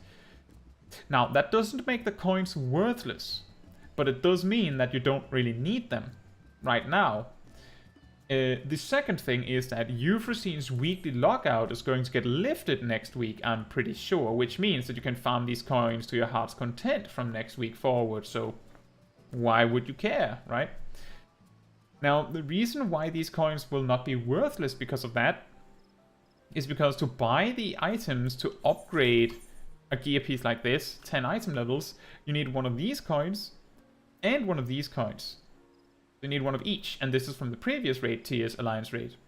So in 4 months, when the final alliance raid comes out and drops a third kind of coin, you will of course also need one of each of these coins to spend those. Ryan says, what? You're dragging us through pointless content? You can also use hunt tokens, that is true. That is true. Oh, wait a minute, what? I got a new card. Ta-da! I guess.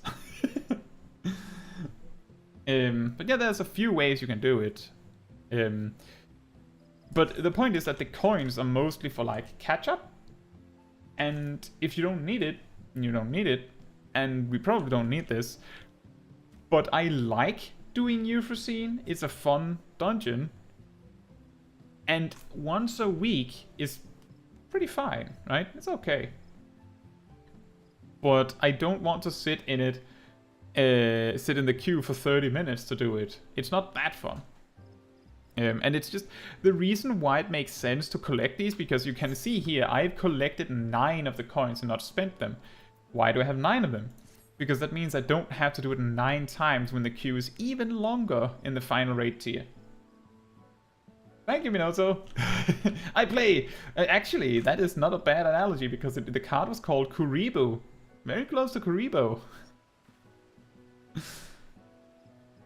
Just remember to not play Kuribo in face of attack position. It doesn't have a lot of attack.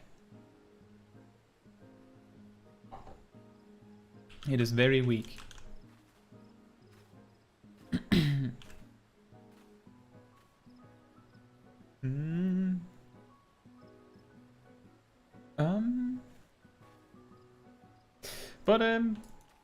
Yeah, next week is going to be the big patch day. So if any of you is the first time you've had a major patch come out while you're max level, it feels like it's crazy, especially the new raid tier major patches, but it's not that wild. The reason why everyone knows exactly where to go is because it's typically the same as every major patch. Okay, Coco, where your main quest is max level.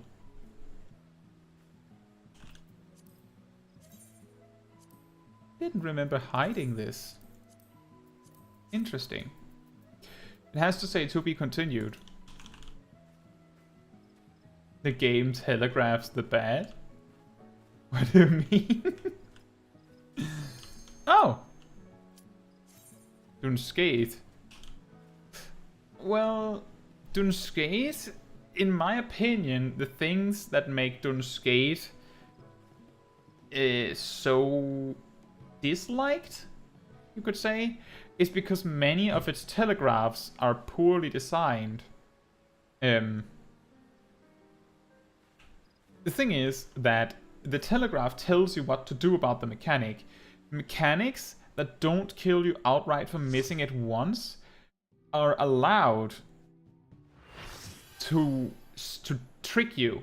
And what I mean by that is that means that they're allowed to like show the telegraph in the last split second so that you get hit, because, well, now you know how to dodge it the second time, right? But if it kills you outright if you're hit, then it's really unfair. And one really quick example is you need there's the pull-in mechanic on the first boss where it drags you in twice. It doesn't have like a pull-in marker as far as I remember, and it absolutely doesn't have it the second time. So it's not very good at telling you that you have to keep running away. Tabishi says, where do I get the Bard quest? I'm level 30, but seems like I'm missing something. Your main quest needs to be level 20. You specifically need to complete the quest self-management. If you have not completed this, you cannot do your Bard quest. This is why I mentioned this in my level 1 to 50 job guides, is because it's, for some reason, mandatory. You also, like, self-management is like 2 or 3 quests after your first trial encounter.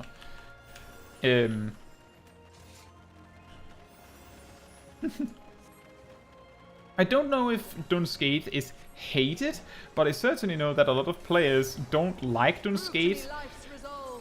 And if you've ever wondered why it is so popular to like use tricks to get Crystal Tower, I think it's more likely that the reason why they want to do that is to not get the Heaven's Ward alliance raids.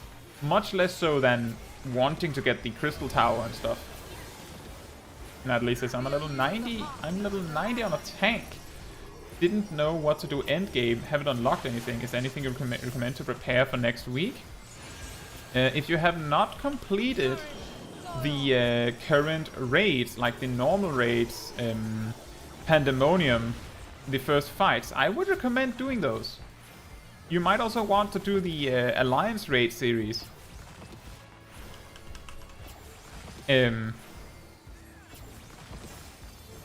Other than that, there isn't anything that you have to prepare.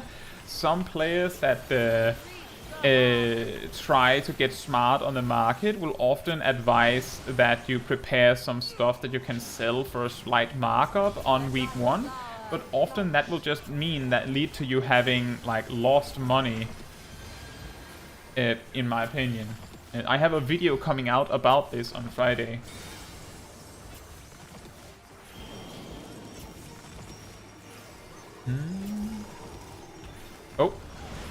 Oh dear. I didn't think I was on the... I thought I was exactly on the edge of that.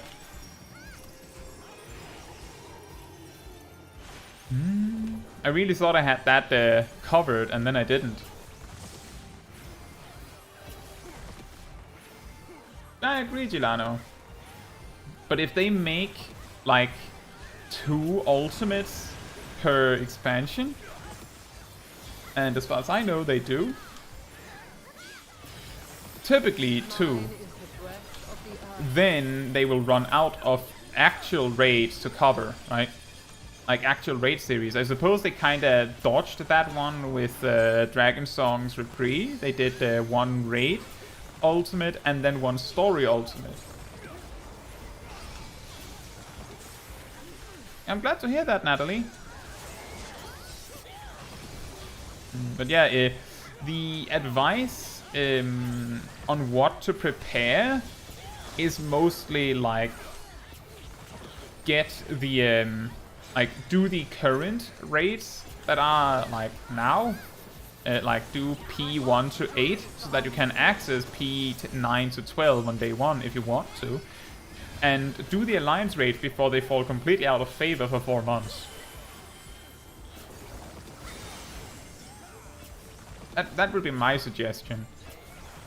If you haven't unlocked the Island Sanctuary yet, that might also be a good thing to invest some time into. Mostly because, like, it's content.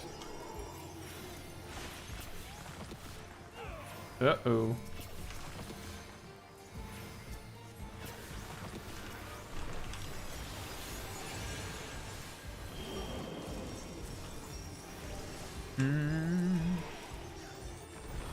A lot of stuff is happening at once.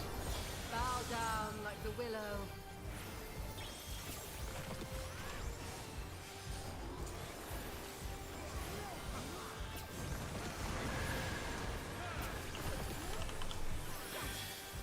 Ravio says, so you said Bard is harder in higher levels. What levels exactly?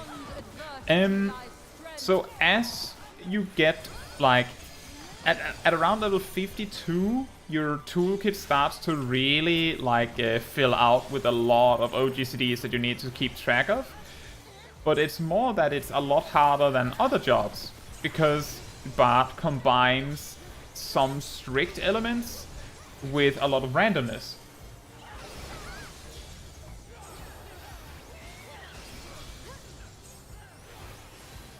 If you've seen my high-level Bard guide, you will see that I have this segment of the opener where it actually splits in 2 based on, like, randomness. I don't think any other jobs have that, like, at all. Basically all jobs have a consistent opener.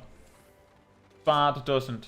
That makes it, like, either you have to just choose to go with one style where you just assume you're unlucky and potentially lose a little bit of damage you could have had, or you have to prepare with like less than 1 GCD's time to react, to adjust based on how lucky you happen to be, which makes it very difficult, I would say. But an advantage of Bard is also that the job is, because of its randomness, it is a lot less penalized for making mistakes. Like, the difference between playing perfectly and playing a little worse is a lot smaller, in my opinion. Ymir says you have to LB. No, not as a healer. Only if we absolutely have to do it to save the group.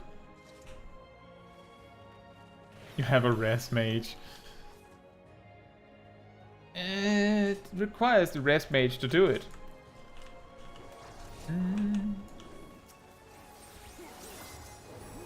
But it would be very cool if they added ultimate alliance raids. It would be cool if they added more content to the, like, both some of the raids and the alliance raid stories. Absolutely true, Sig. Whoops, didn't mean to use emergency tactics there. The team composition is terrible. It's just an alliance raid, Ymir. Could you imagine if it mattered?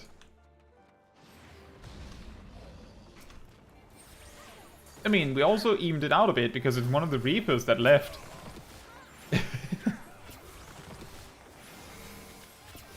Oh, the triple tank buster. Will the tanks actually show up? One of them did.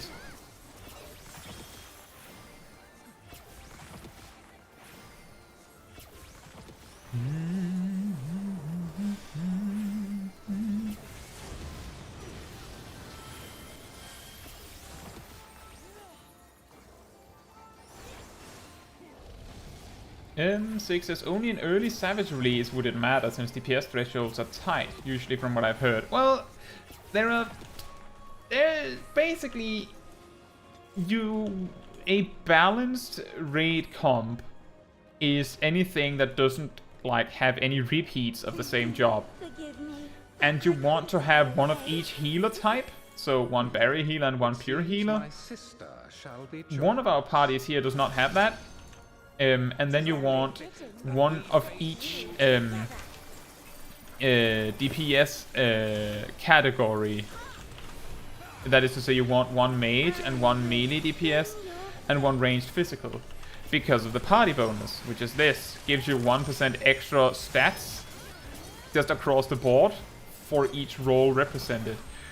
And finally, for each unique job represented. So if you have 8 actually different jobs in your group, your limit break will charge faster.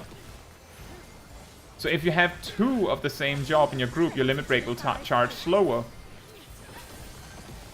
Which means you will get LB3 slower. And in some cases this matters.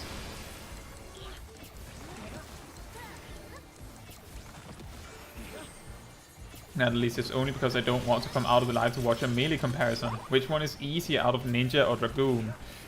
That depends on what you find easier. I would, from my personal perspective, I would say that I would find Ninja easier to play, but I think the average player will find Dragoon easier to play, in my opinion. I shall measure your work.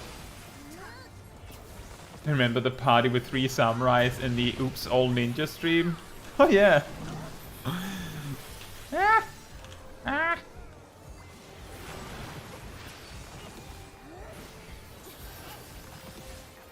I think it's funny when you get like absurd group compositions in alliance raids. But I would say, Natalie, that it depends on what you find easier. The most difficult part about Ninja is that you need to learn its ninjutsus, and you kind of need to learn these by heart, because like you just need to know the combinations for what you need. You don't need to memorize that many. If you watch my ninja guide, you'll find that you only need to memorize one like sequence for each jutsu, and just memorize those. You don't need to learn every sequence, and so you just need to learn half of them. You just have to choose the correct half, you could say, that you can use for everything. And then Ninja's damage output is extremely heavily concentrated in your burst. So you need like those 20 seconds where Trick Attack boosts your damage is extremely crucial to get right. For your damage, because of how concentrated your DPS is in that time frame. Compare that to Dragoon, where yes, you do a lot of your damage in your burst, but a lot of your damage is like spread throughout your entire rotation. So it's a lot less crucial to get it perfectly, if that makes sense. So like if you find planning a burst perfectly really difficult, then I would suggest a Dragoon. If you find like doing a burst sequence correctly very easy, then Ninja might be the right choice for you. If you're not sure, then I would say go for Dragoon. Especially because Dragoon starts extremely mild. Like you need to get to, I think, like level 60 before it really starts to get a little crazy. So you have a lot of time to get acquainted with the rotation. Whereas Ninja's rotation starts to get very confusing at level 45. Very much so, and it only gets a little simpler at like, I think level 60? Because then you get multiple ways to manage your futon. Where before that, you kind of have to cast futon before, like in the middle of combat. You also get armor crush at like level 54. Yeah, it's complex, but I would say, like, and of course that is also, I'm pretty sure what my job comparison guide will tell you is that Dragoon is considered easier. I'm pretty sure that I ranked Dragoon easier than Ninja. Because its entry requirement is a lot lower.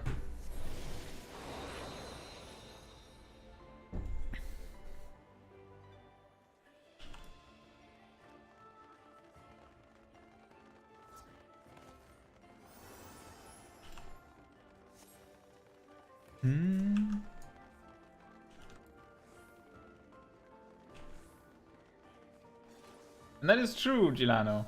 Bard's limit break used to be a healer limit break. I actually talk about this in my history of the Bard guide. Or history video. Not really a guide. Okay, Coco. I hope you're back soon, because we're going to be doing the leveling roulette when we're out of here. I suppose we can do trial and normal raid and stuff like that while we wait for you.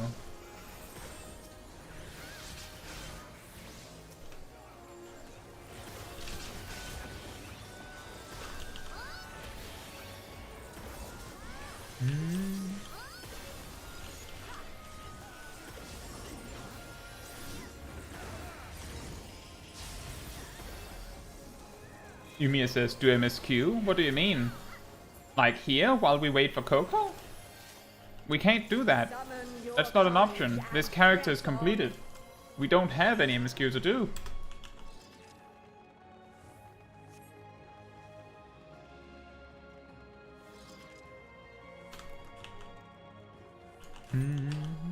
Seek says, I did find with Ninja there are a lot of OGCD to use during his rotation, especially level 80 and beyond. Oh, MSQ Roulette! Oh, no thanks. Nope. No. No, thank you. Yeah, the reason why I say that Dragoon can also get really tough is because Dragoon has a lot of OGCDs. It's just that because of how Dragoon's like toolkit is segmented, it's like spread a lot more. Whereas Ninja's is like do everything at once every minute.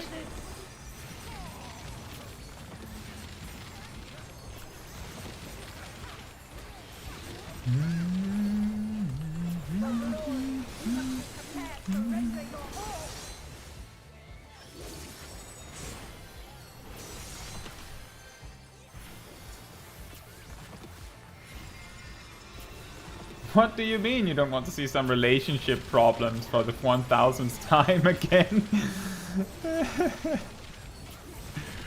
It's not very interesting to do those, is it?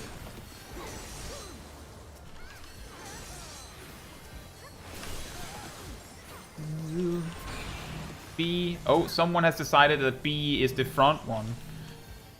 That's good.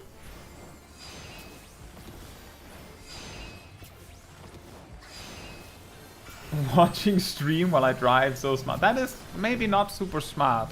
Make sure you don't lose sight of the road. We don't want you to get hurt, Coco. But the tombstones!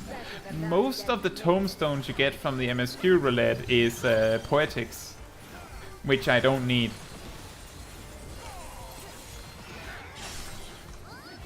I do not need poetics. For whom do you drive? How very glib. How very glib.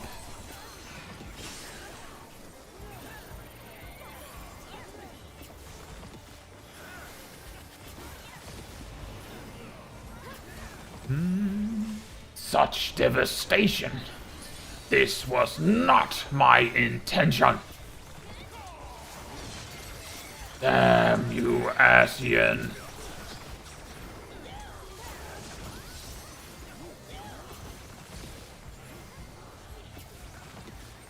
La Brea. That was out of order. There is no retreat, only victory or defeat.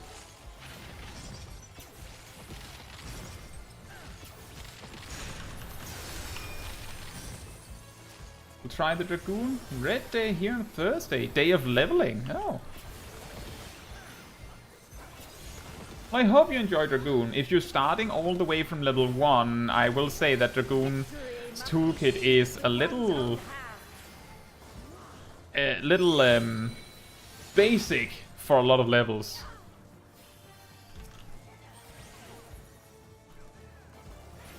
But as long as you have fun with it. A simple toolkit can also be a good thing for some players. Ravia says how he says that we'll speak later, Asian.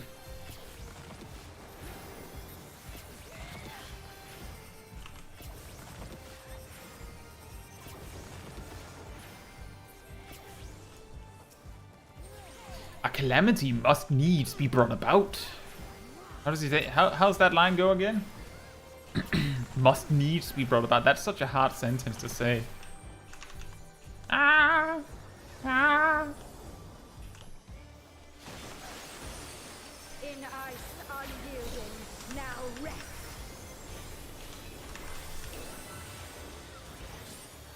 Mine is the easiest.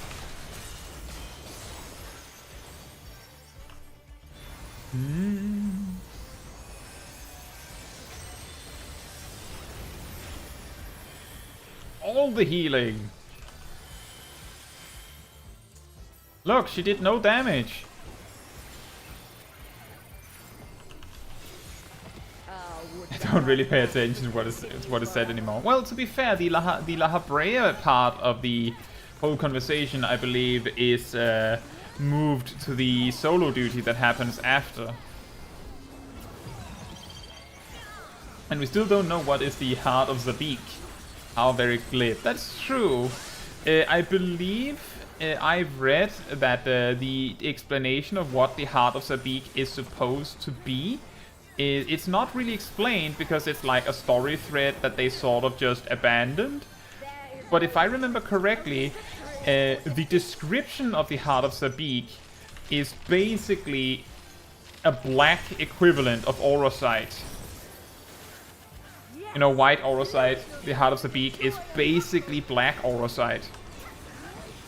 And the Orosite is the thing that we use to capture the Asians like a Pokeball and then promptly kill them.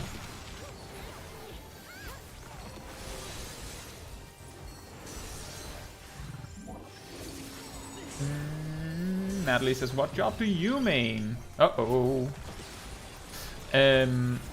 I play a bunch of jobs. It switches a lot, but I would say that I have like a main for each role in a way. I typically play Sage the most for healing, and I play Summoner the most for mage DPS. I mostly play Dancer for ranged physical, and I play Reaper the most for melee. And for tank, it's mostly Warrior, but sometimes I switch to Paladin. But if certain content is particularly preferable to play a specific job, I will often just play that job.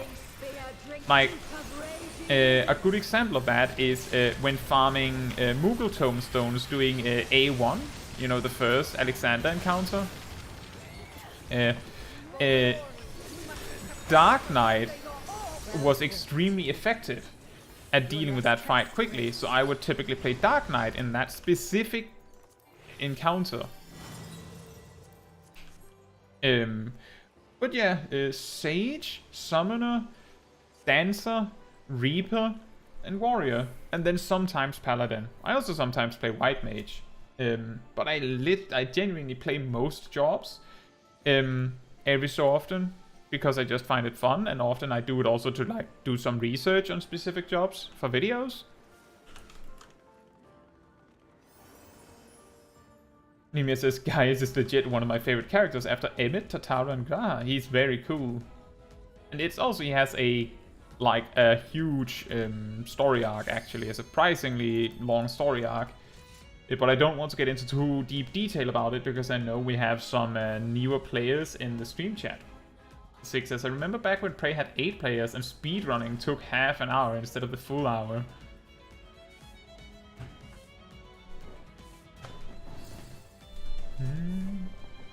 He had a very cool cutscene in 1.0. Oh.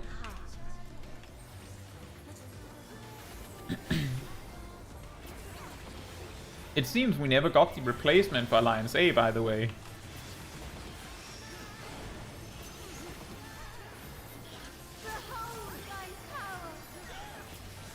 Behold my power! I've summoned a moon. A whole moon.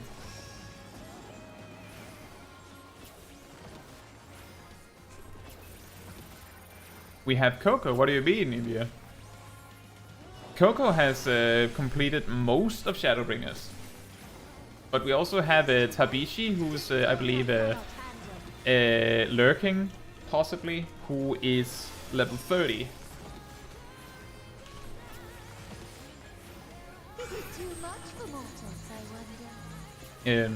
Like, we can talk about story stuff, there's nothing wrong with that, but there's a big difference between discussing story things in more broad terms and literally, like, name-dropping a huge, like, story character and then explaining their, like, story arc in detail.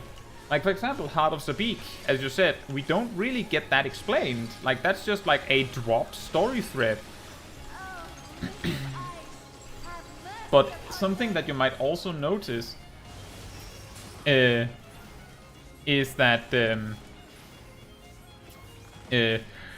Asians, like their story, or at least the way that their story works in A Realm Reborn, is very different from later on. Like, they're almost like just generic villains that are mean for no reason. Like, they do explain the whole Zodiac stuff as they do, but it's not as like reasonably explained back then.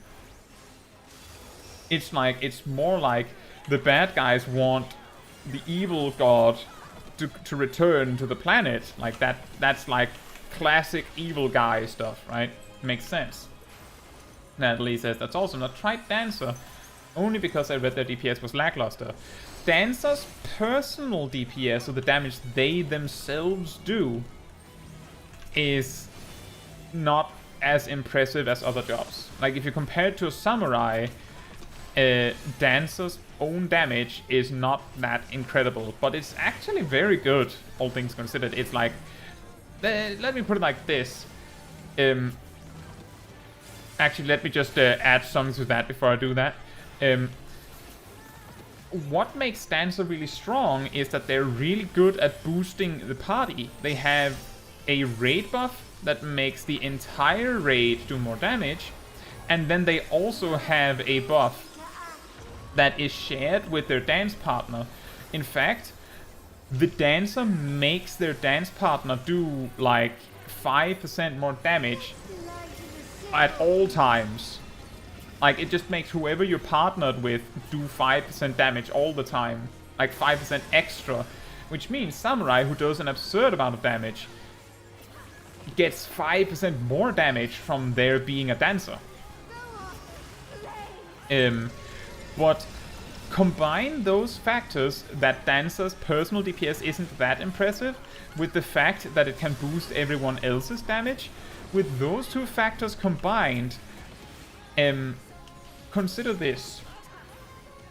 In most situations, outside of like super specific optimizations or fights that give an advantage to a specific job for some reason, the worst DPS job in the game will give about 10% less damage to the raid than the best. Like, in the overall grand scheme of things, in a raid team like of 8 players, the weakest DPS will do about 90% of the damage that the best DPS will do if everyone is equally skilled.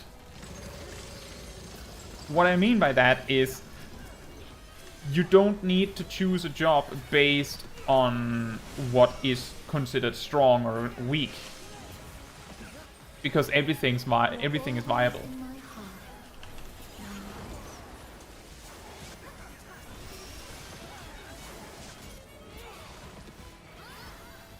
He plays samurai, he'll want me to play dancer. Well,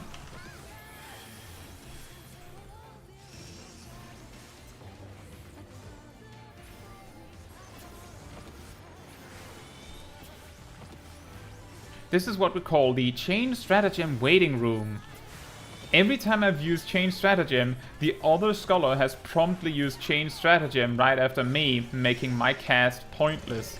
So now I'm not using it. They have to do it.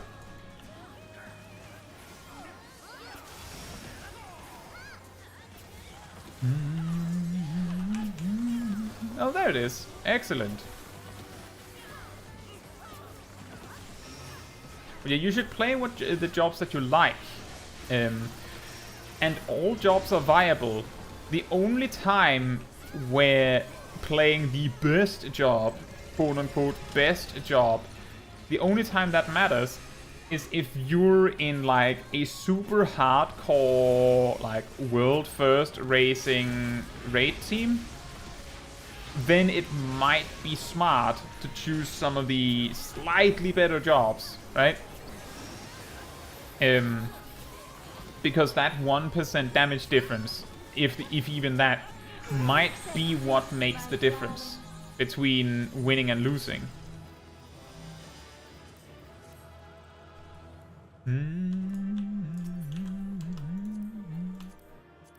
Do I have all of these? Oh, I didn't have that. Probably not winning it.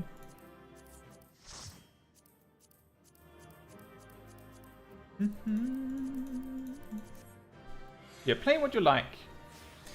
And being told that a job does bad DPS, most players that will tell you that, especially like, I'm guessing, Natalie, that you play casual content, and remember, casual content means everything except the most recent extreme, the most recent savage, and the most, and basically any ultimate. So there's nothing bad in saying that you play casual content, just for the record. If you play casual content, then the damage potential of your job is completely irrelevant. Completely. If you think it's fun to play a specific job, go for it. Like, the whole stat priority section of my high-level guides at the end, where I talk about what stats are important and stuff like that, are only important if you're trying to maximize your damage because you're playing Savage or something like that. It's optional if you're playing casual. So, your husband doesn't need a dancer to boost his damage by 5%. Although I'm pretty sure that he would like to see those tasty Minaris Setsugekas with a devilment buff.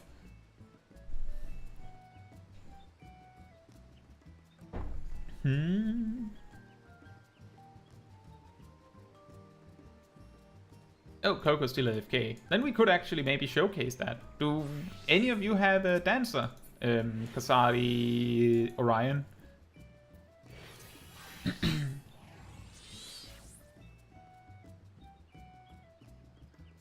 Either of you have dancer? I just want to showcase something, so you don't have to do anything yet.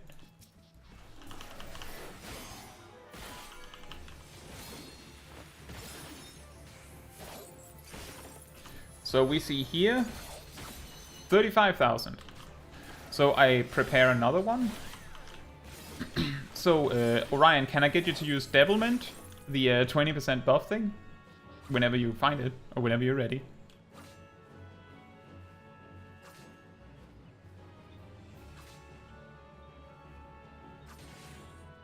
There's some lag in terms of sound.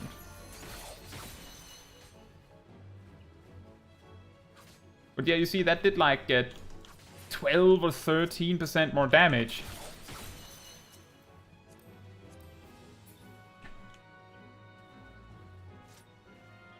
Is the sound slower, or is it more that there is a stream delay? Like, there's absolutely some seconds of delay on the stream. In the sense that the stream is slightly behind real life. Okay, that's alright. If another thing you might want to take note of on these streams is that I have this... so I had this thing called DVR turned off for a while. Because it means that you can only watch what is currently live, like actual live. But then it came up that someone wanted to be able to like rewind for something, to check something, like sometimes I say, did you guys see that? If I didn't see it and you didn't see it, then you will have to wait for the VOD later if DVR is turned off. But if it's turned on, then someone that is interested in seeing it can just rewind the tape and check if they want to. So I have it turned on, but that also means that if if your internet pauses the stream for a second because like you need to load, then you'll fall an extra second behind the stream, or 2 or 3 or 4 seconds. So sometimes you can catch up a little bit by like refreshing the stream, maybe, I don't know.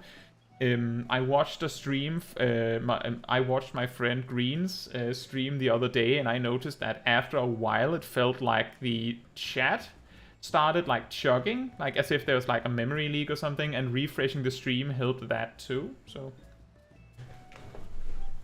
like if you feel like your stream is really far behind, it should only be a few seconds. Then you can try and refresh the stream if you want to. You can also leave it. But it's fine. That's also why I said whenever you're ready. Because I don't know if you're 5 seconds or 10 seconds behind real life. Emia says, I've never used a materia and I will probably never use one because I refuse to level crafters. Well, you don't need a crafter yourself. There are 2 ways you can apply materia without having a crafter leveled. The first option is, and let me just teleport to the Limsa to show you.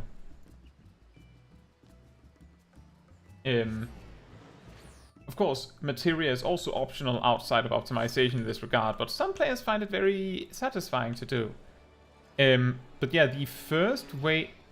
don't play music for me, I don't know if it's copyrighted. Escape the musicians! Run!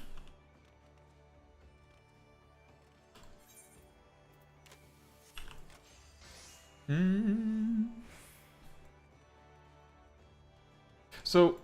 there are these NPCs called materia melders. I don't know why it's listed as a materia master on the map and a materia melder here, but they will meld your gear for you for a small fee. So you can do that if you don't want to level a crafter. The other thing you can do, let me just teleport back to my house, I suppose everyone's still there, is you can go up to a friend of yours who has crafters leveled, target them, right click and use request meld. What you need to have on hand in that moment is you need to have the gear piece you want materia in, the materia you want to put in it, and then your friend. And then your friend needs to have a mouse or a controller and a confirm button. Just to be completely clear, it costs them nothing. I go over this, I actually showcase this in my materia guide. I have like a materia starter guide. Let me just find that.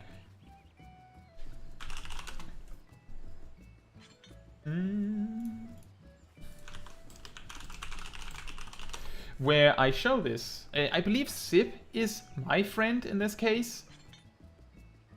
Or something like that. I can't remember if I literally give him an item for me to meld for him or something like that. I think we actually go over both sides of the conversation. But yeah, if if you're not going into materia because you don't want to level crafters, just know that you don't need crafters to do it. And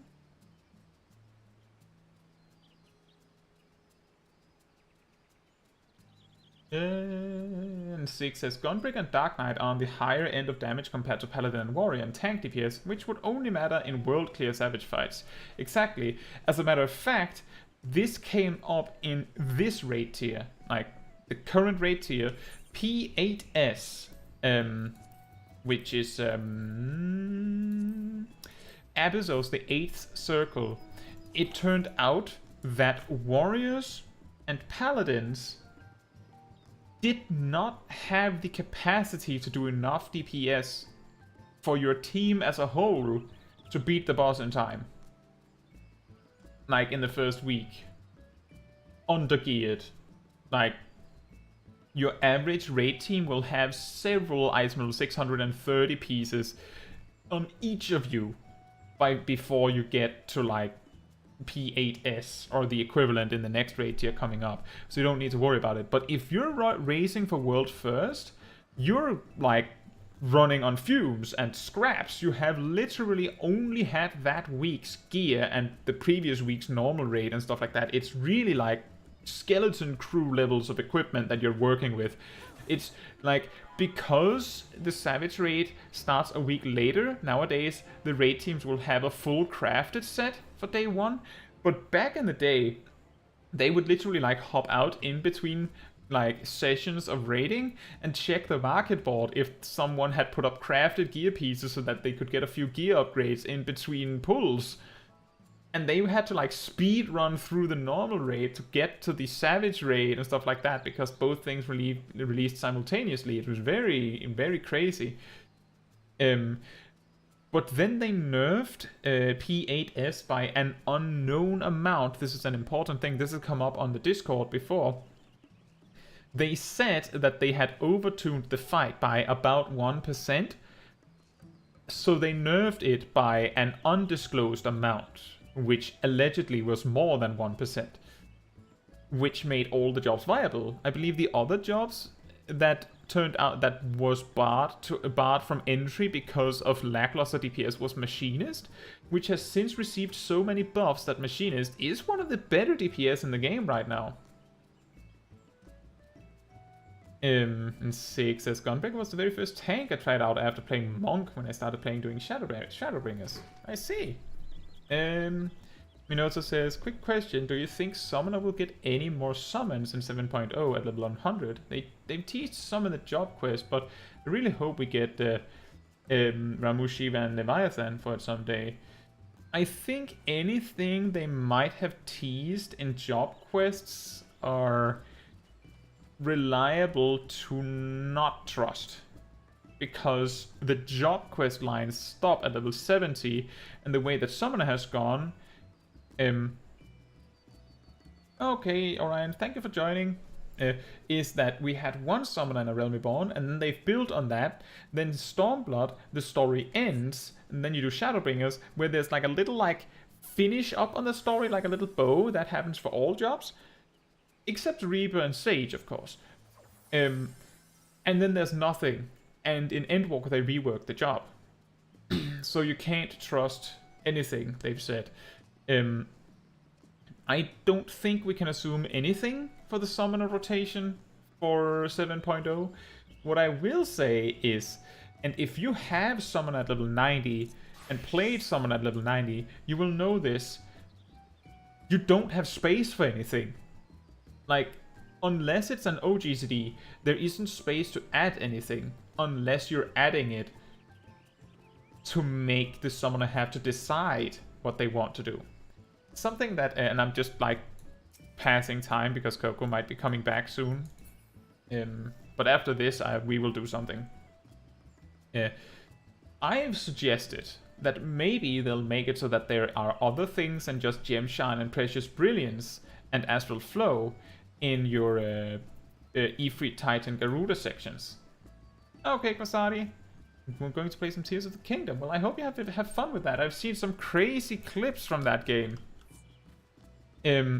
But at level 90, you go through Bahamut, and then you use Titan, for example, and then use Garuda, and then you use Ifrit, and then you use Ruin 4 once. Because you can only use it once, of course. And then your filler rotation while you wait for your Phoenix is the following. Cast Ruin 3 once. That's it. Let me demonstrate. Let me demonstrate that there is no space for filler. I will just do the GCD part. Energy Drain, Searing Light, not important. So we go Ruin 3, Bahamut. And then we cast Astral Impulses until we can't.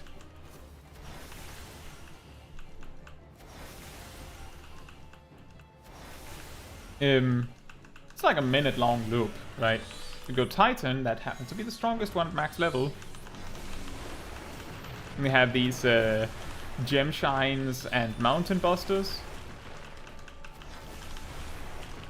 And then we have Slipstream. Many prefer to use Swift Cast or Slipstream here. And then we do 4 of these. And just want you to take a look at the Phoenix cooldown while we're doing this. Now we get into Ifrit. We need to do 2 Ruby Rites. And do this. I just remembered we have to do Energy Drain for the Ruin. So we do Ruin 4. Look. Ruin 3. And Phoenix is ready. And then you just repeat from the beginning. So you only have 1 GCD to spare, and if you fill that one out, then Ruin 3 might as well not exist. They could remove both of these spells at level 90, or well, at level 100, and no one would notice. Pretty much no one would notice. You'd be missing it for the precast when you pull. So if they add anything, it would mean that they could add like a dot, for example, that you need to manage on one of them, or something like that. Add extra things to do in the primals. Ruin 12. But like add extra stuff to do so that you're like maybe you can fill out a full 1 minute loop with just Titan and Garuda, or just Ifrit and Titan, or just Ifrit and Garuda. And that would mean that there would be a lot more decision making because you're only using 2 of 3 options. So you can like if like say Ifrit is better in specific scenarios and Titan is better than others and Garuda is better than others, you can do that. For example, Ifrit has a lot of like specific positioning stuff that you need to deal with, and Titan could, for example, have like the better sustained damage, like if you have like a long buff, and then Garuda can be like they have slipstream, so if the enemy stands still a lot, then you can do that. Like that's like just an example. That would probably mean that you're going to use Ifrit and Garuda. But it's just an example of what they could do. I don't think they're going to add more summons, but they could do anything. Anyway, let's do trials. That we can do. They could also replace the summons with something else after Phoenix, that's true. That would make Astral Flow the most ridiculously stacked button in the game. Right now it lists 5 spells. And then they would add 3 more with those 3 extra summons. Oh, no. We don't like to hear Torn from the Heavens on this stream. Anyone that doesn't know, Torn from the Heavens causes a copyright claim. For some reason.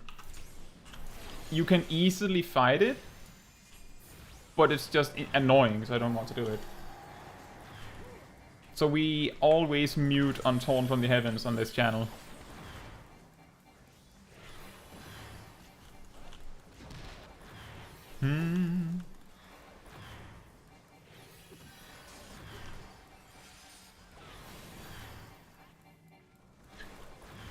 Did that bard take like a little jog over the ice?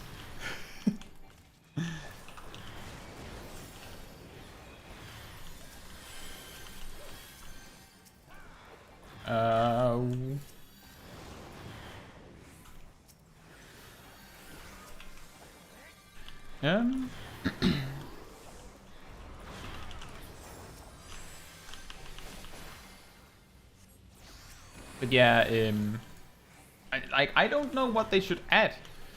I feel like Summoner, as it is right now, is in a similar spot to what Paladin was before they reworked it.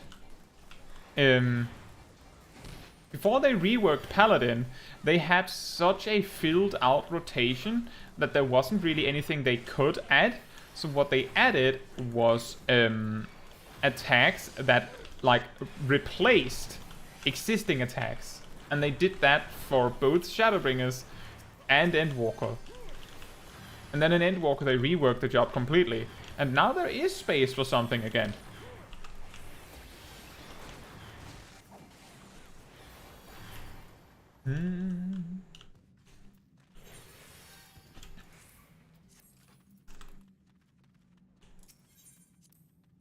There we go. Now we can have the music back again. And then we can do normal raid. While we wait for Coco. Coco!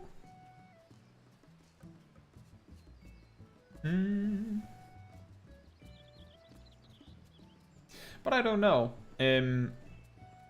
Yeah, I think an interesting thing we're going to run into with the expansion that comes after Endwalker is that in Endwalker, many jobs reached like the breaking point where they literally can't fit any more things. Like many jobs, you will notice that if they add a new button to a job, they usually stack two buttons together. A particularly good example of this is that when they split Fleeting and Forked Raiju on Ninja into two separate buttons, they stacked Phantom Kamaitachi into Bunshin. At the release of Endwalker, Bunshin and Phantom Kamaitachi was two separate buttons. And that's basically the same as the development team saying, this many buttons, every single action that you have, plus 4 free slots, that's the limit. Like, we don't want to go much further than that. So like the few jobs that have space for more is like Warrior and Summoner. Minato says, didn't they also do that to High Jump and Mirage Dive? They did that for a little bit, but I think they just did that for convenience because they split them apart again in a later patch because it caused problems. It made it difficult to weave them because of server lag, I believe. Because they're separate buttons, you could do one and then the other. But if they're the same button, then you cannot queue up Mirage Dive until Jump has finished happening on your screen. I understand, Minato, that you would like to be as awesome as Rydia. Like, I started playing Final Fantasy XIV because I love red mages, and what I envision when I think red mage is like the red mage of Final Fantasy Tactics, where they can do everything like decently well. They can do everything decently well, and then they have dual cast. And when I'm thinking Tactics, I mean Tactics Advanced specifically, because that's the one I played. Art of War is a gain on 2. Art of War is a gain on 2.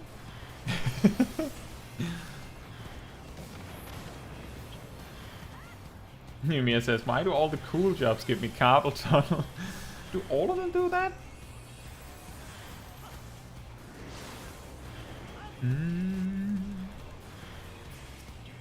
But I think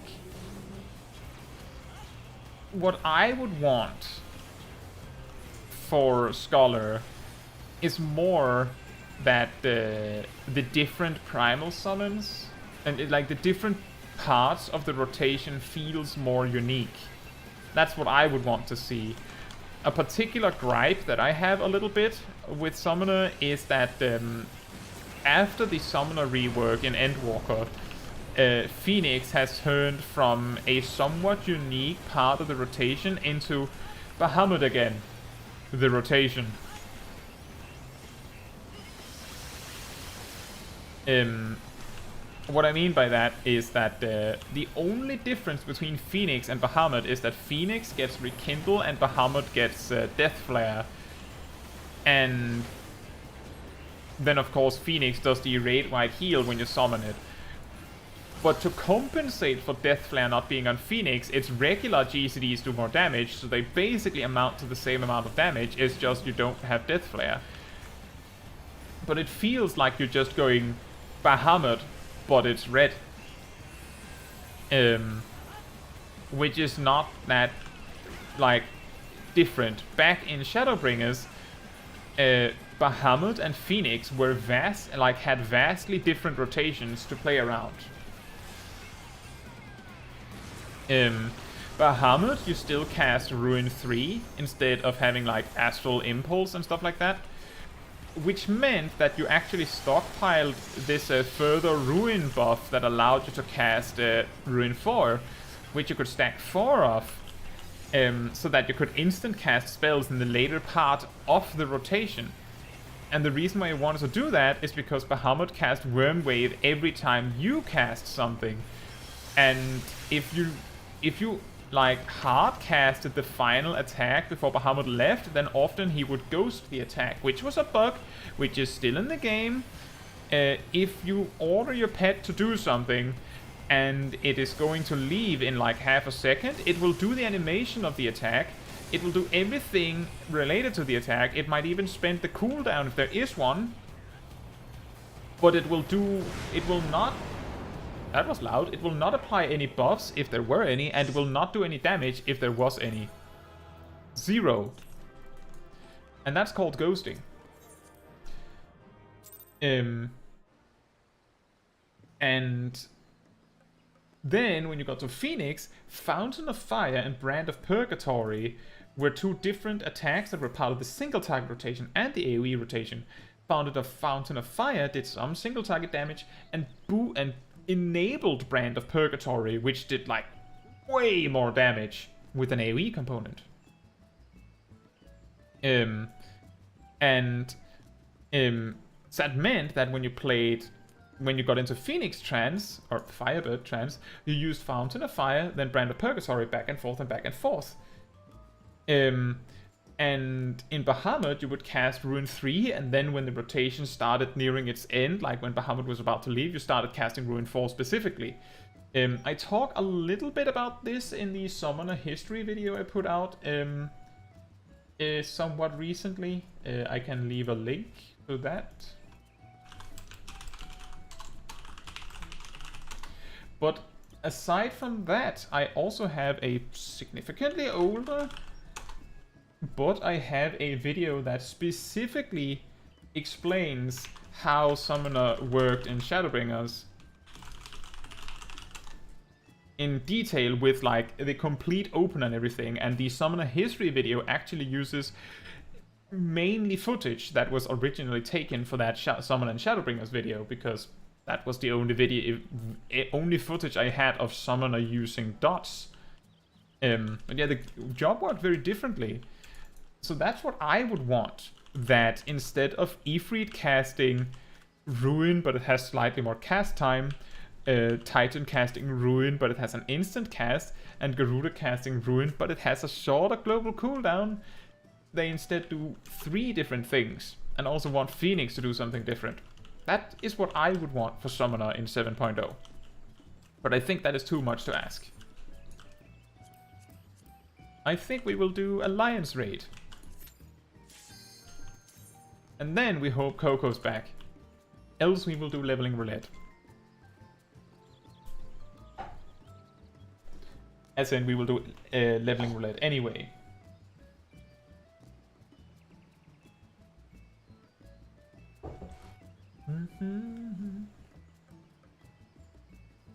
I also mentioned in the history video that Searing Light used to work slightly differently.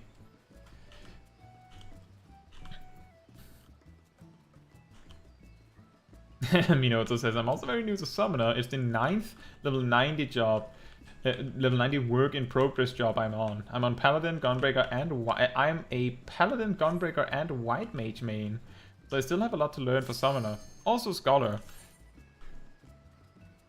Well, leveling a lot of jobs simultaneously is not a bad idea.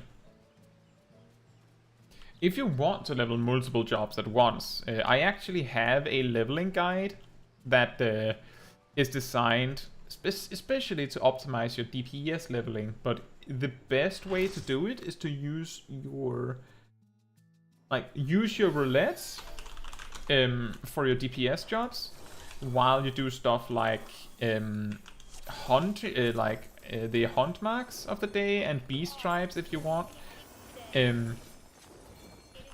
And when you've done all of your roulettes, you just queue the highest level dungeon that your tanks can do, or healers can do, because they have a faster queue time. That would be my recommendation. And I did something to that effect when I leveled in Endwalker. Ymir says, a near raid, how odd. That is odd, except we're getting some Moogle Tombstone, so that's why it's this. Probably. But this is going to be long, so now Coco has a lot of time to run on.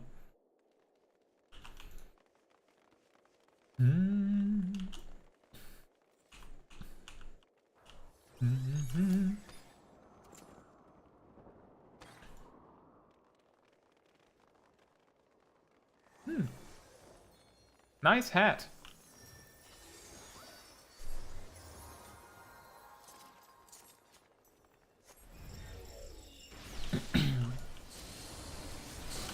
It's a knave of hearts.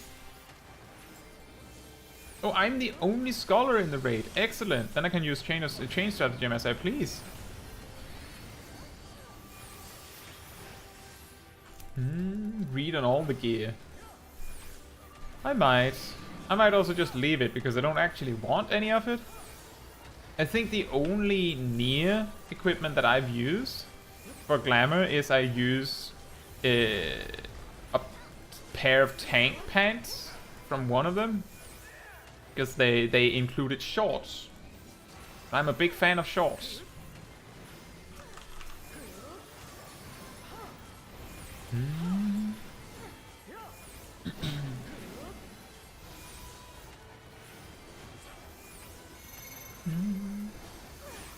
I like the near raids. A thing that I often have run into, though, is that it feels like, and this also, if you started playing an Endwalker, will be very alien to you.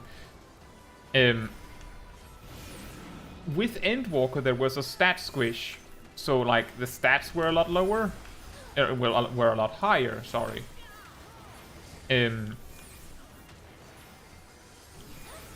With that, they had to, of course, also nerf the health of enemies and the damage the enemies do to compensate.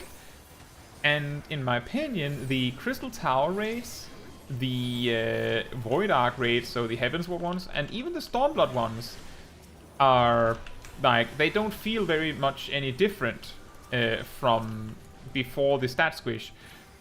But I kid you not, the near raids, I did most of the near raids, if not all of them, on release, like in the first week of their existence. And I've seen more mechanics of these bosses in Endwalker than I ever did in Shadowbringers when they were new. Because the bosses are like completely off the charts in how much HP they have for some reason. It's either that or everyone that ends up in these are a lot weaker, and that sounds a little weird.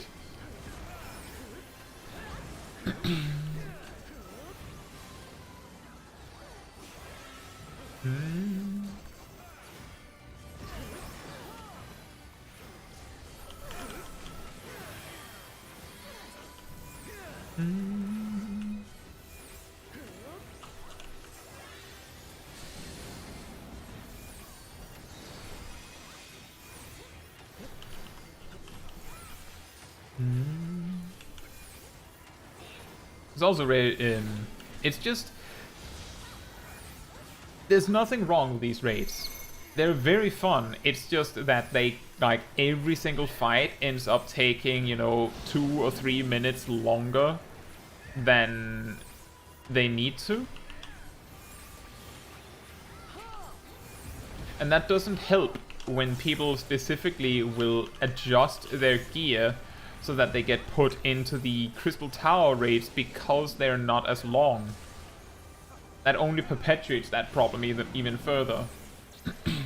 And if you don't know how to, what I mean by that, it's that Alliance raids have an item level requirement to enter. And the item level requirement is based on what you're wearing. So if you just unequip your gear, then the game will assume that you're weaker than you actually are. Which means that you will only get put into the Crystal Tower raids. And people will do that specifically to get the easier, faster raids. So for example, they will unequip gear to get Crystal Tower because they don't want to do Dungeon Gate. Or they'll do it because they don't want to do any near raids, or they don't want to do the Stormblood raids. I know the final raid in the Stormblood series, the final Alliance raid in the Stormblood series is... oh, I don't think I can make that. I'm not taking that risk. I'll eat the damage. It was too much damage.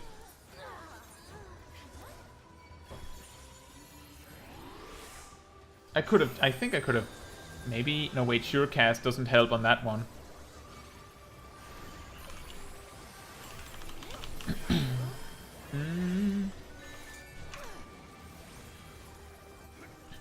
I didn't expect the knockback to do that much damage.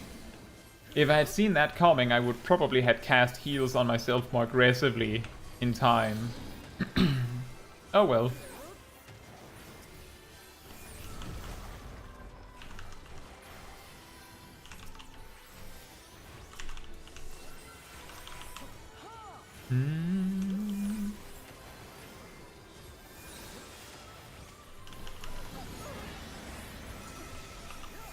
Oh, that's a lot of damage.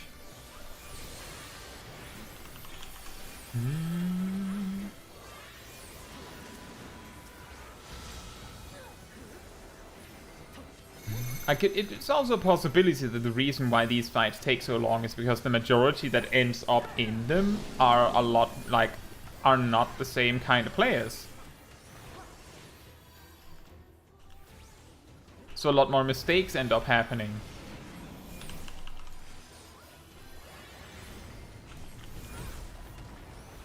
And that is absolutely a possibility, that is a really quick way to make a raid take a lot longer than they need to, is if half the raid is dead for half of the raid, then everything takes twice as long. But it's so consistent that the raid takes this much longer that I don't think that's the reason.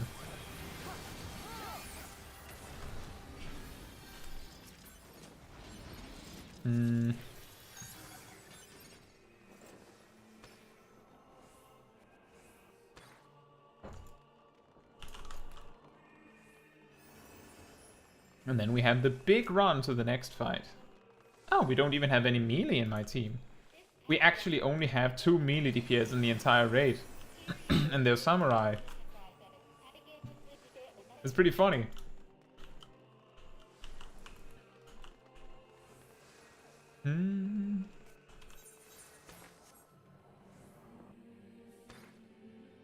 Which also means only Alliance A has the full party bonus.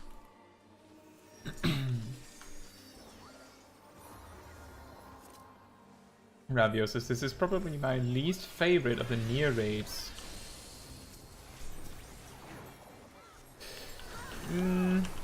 I don't mind it. I really liked the first one. Whoops. But it's I don't know. I haven't a particular favorite, but I do think this one is particularly time consuming of the 3. Which also makes sense since it is the final one.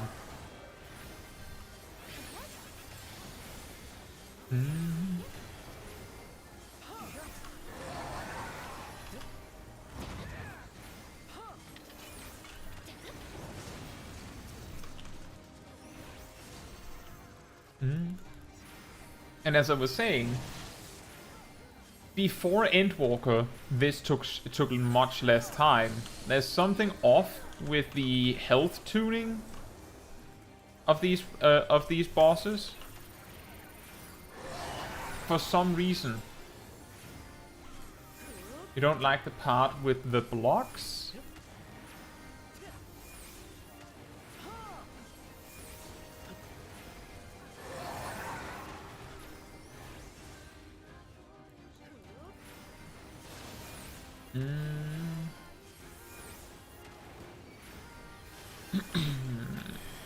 Minato, what do you mean does that bonus... Oh, the party bonus. I mean, outside of Extreme, Savage, and Ultimate, you don't need it. You don't need it. It's like... In casual content, the... most fights don't have an enrage at all. And the fights that do have an enrage are typically so lenient that you will never see it. And if you see it, it's usually because you messed up so badly that, yeah, you could see it coming a mile away, right? Like, yeah, we kind of deserved that one. For example, Bismarck, you know, the big flying whale. The green and blue ads in the middle of the fight, on normal, like the normal version of the fight, has a, I believe it's 1 minute and 30 seconds or 2 minutes and 30 seconds in rage. So if it took you that long to kill them, then you just wipe automatically. But the thing is, the only way for that to happen in a normal group is if you didn't split them up for like a minute or more. That's the only way for that to happen.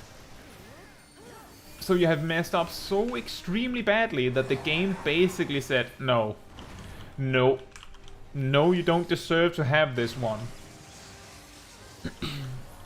And you will probably agree.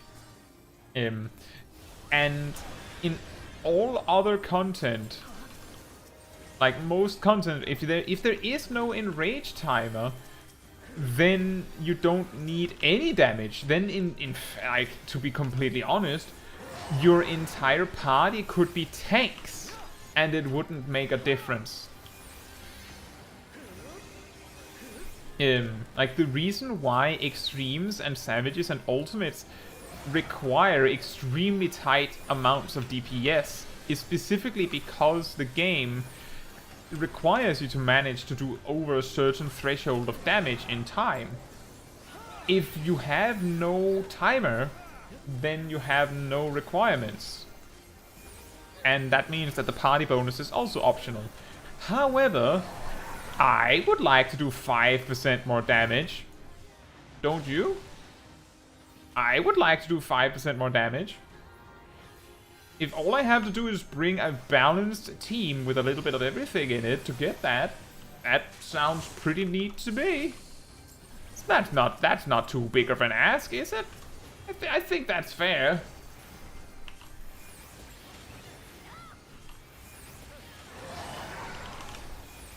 But it is optional. You don't need it. You don't need it for casual content. The pride of... No, Coco, the other Bismarck.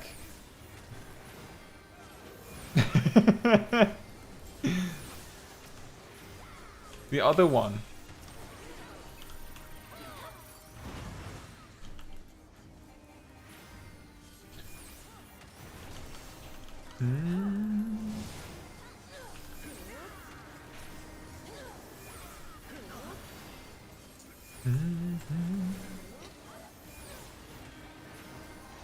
But it is interesting with the party bonus because it is another mechanic of the game that isn't really explained at all.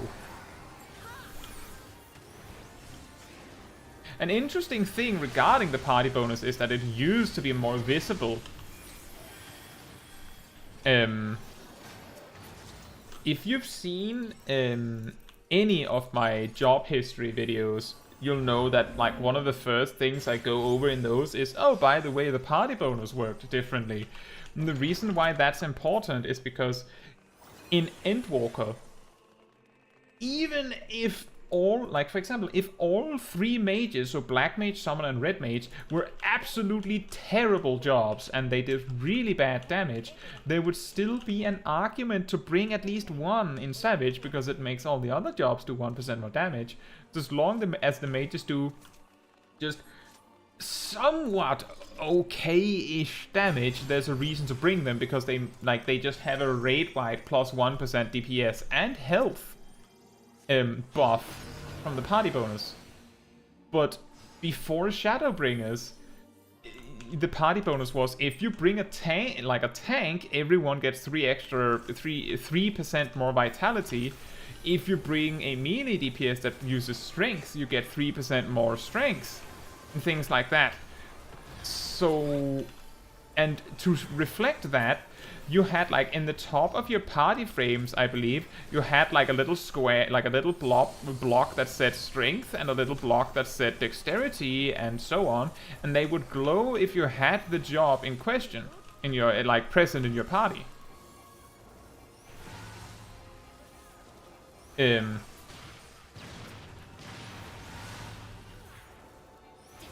So like it was a lot more like significant, you could say, back then. Like there was a lot more emphasis on it not being missed because of this. You're very new to extremes and soon to savages. You've done Shiva and Extreme 6.2 with 6.3 in the works. Shiva! Like, do you mean Shiva? Oh, do you mean like synced? Like level 50 Shiva?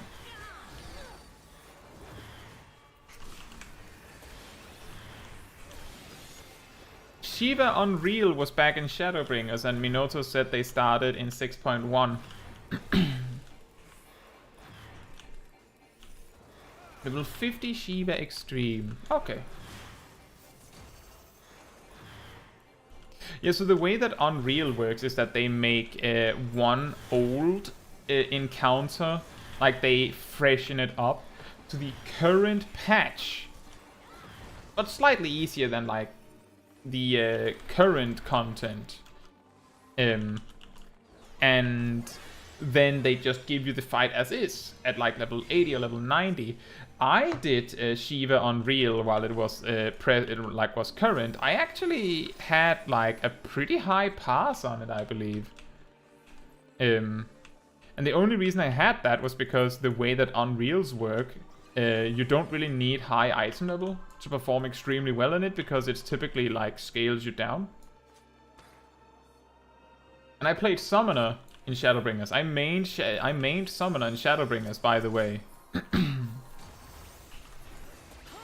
A little bonus fun fact about the Shadowbringers Summoner video that I linked earlier is that I actually released it around my birthday, and I put time into making that over something else that was, you know, more helpful than a history lesson in my mind, because I wanted to make a Summoner video for my birthday.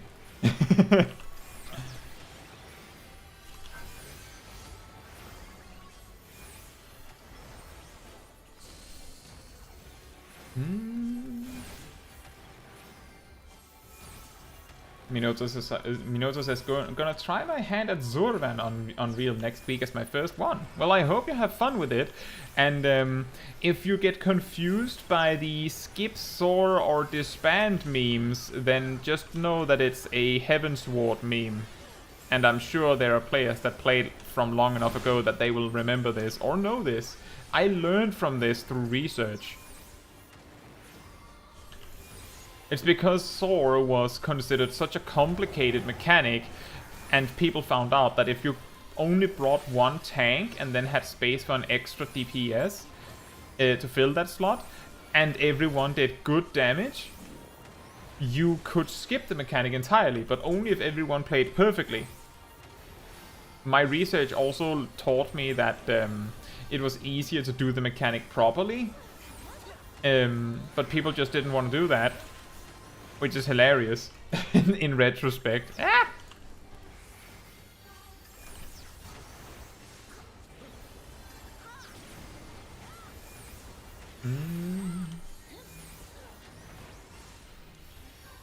My friends made me do Shiva Extreme synced back in the day to celebrate clearing A Realm Reborn. We tried 3.3 Extreme when I was at the end of Heavensward, but we couldn't get a party for it. Ah.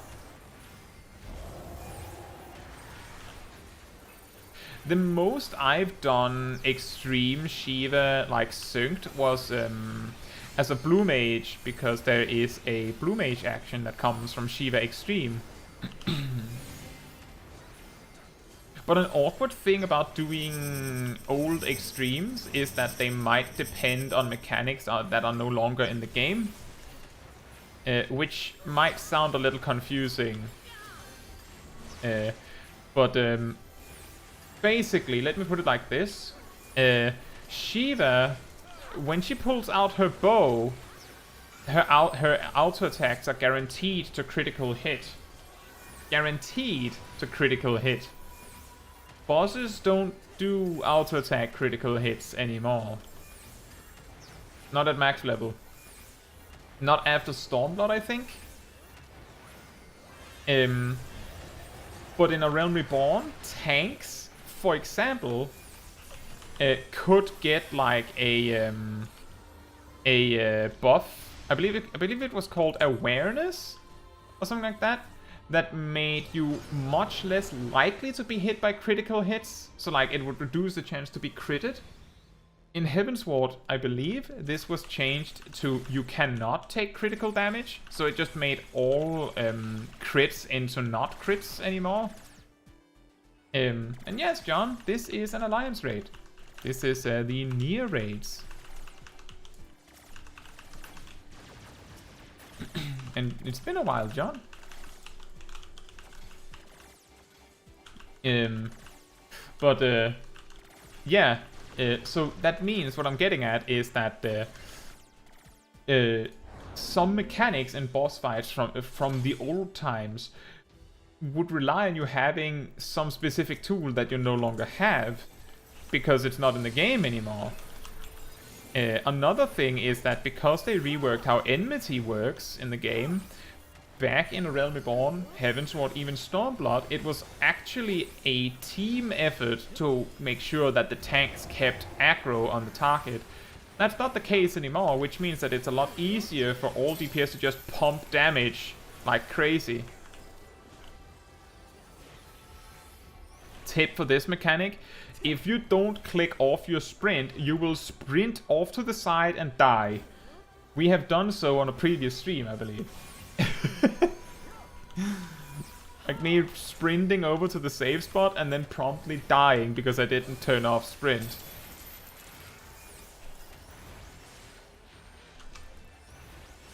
We're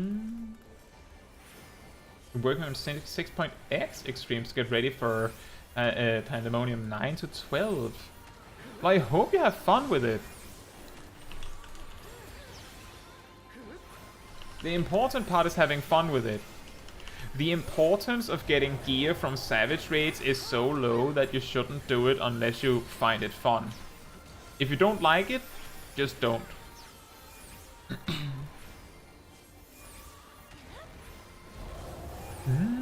Well, White Mage is one of the easier jobs to get into Savage Raiding on. That is, I have a guide that I put out a while back at this point, I suppose. On easy jobs to get into Savage Raiding with, and White Mage is on that list. So you have certainly not chosen the worst job to start with.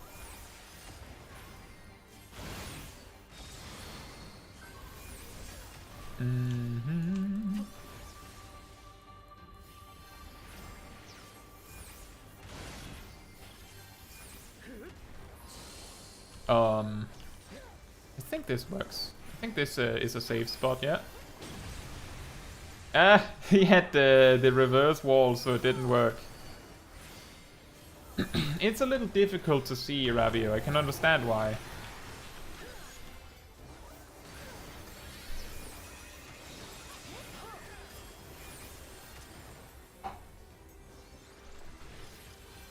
And I think this went a little faster. Not as bad as I remember. I think there's 2 fights left. You actually saw that video recently. Oh, okay. I see. Convenient. That happens surprisingly often, actually. I'm like, oh yeah, you chose this. That's good. I have this video about that, and then the person goes, yeah, I know. That's why I'm here.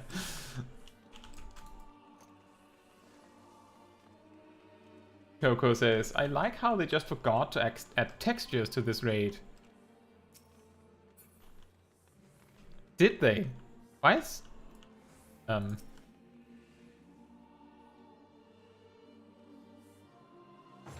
That was strange.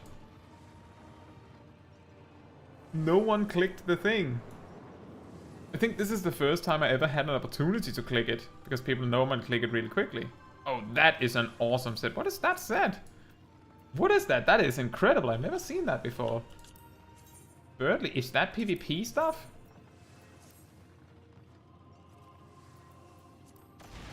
I think it's PvP stuff. The Liege gear, I believe, has that. Is that PvP stuff? That looks really good. I'm guessing it's for bards or straight up ranged physical.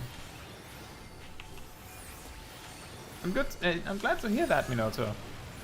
I have like 2 separate videos where one is like easy jobs to play, and then one that is easy jobs to play in Savage. And one of the specific outliers in difference to what jobs you should play is that the easy jobs to play in general, I recommend Sage, but when we're talking Savage, I recommend White Mage instead, because the detail about managing barriers and the Sage's toolkit being a little worse at dealing with unexpected circumstances and things like that makes it difficult.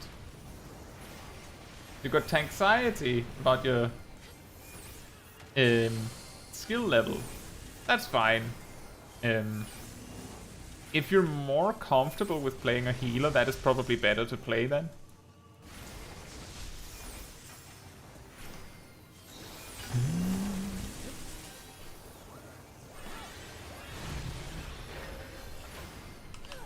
Paladin is also going to get even easier to play in the next patch.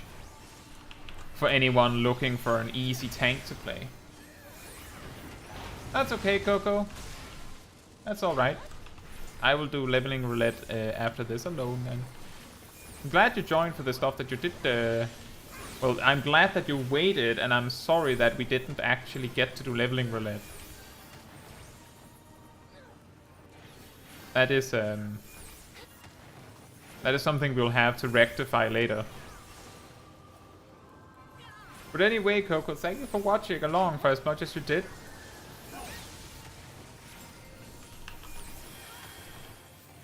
No, nothing to apologize for. Good night, Coco. Yeah, Paladin is going to get easier to play in the next patch.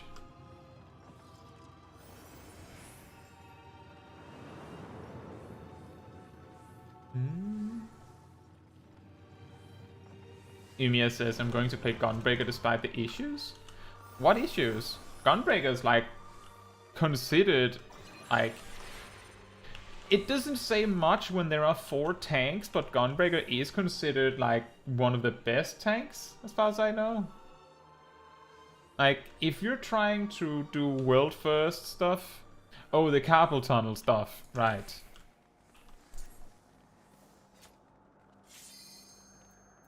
Right.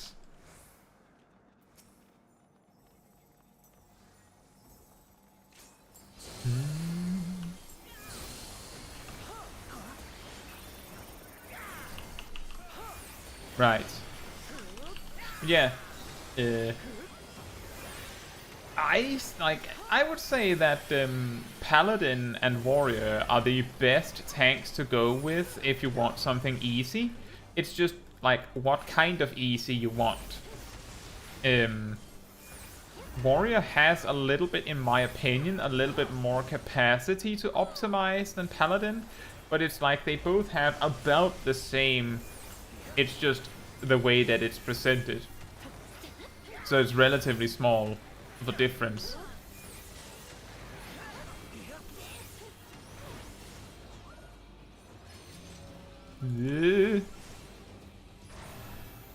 Spooky. Spooky mechanic.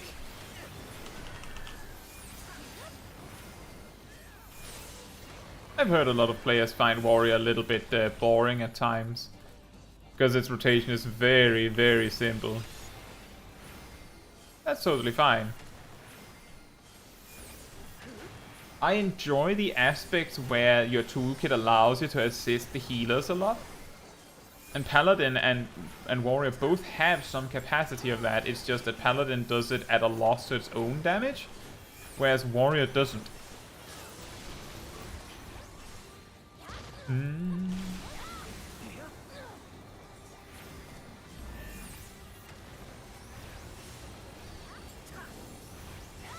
Who is Tsuku?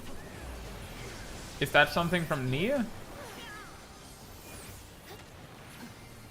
Gilano says, I need to find my tanxiety someday. Well, if you want to, Gilano, you should just, like, when we're doing these streams, you should just play tank. If someone else is in the group and they switch to tank, you just say, can I have the tank spot? And then we'll figure that out. Like, this is an excellent time. Right, Yotsuyu. Okay, I don't know, does she? Isn't it just because they have similar hair?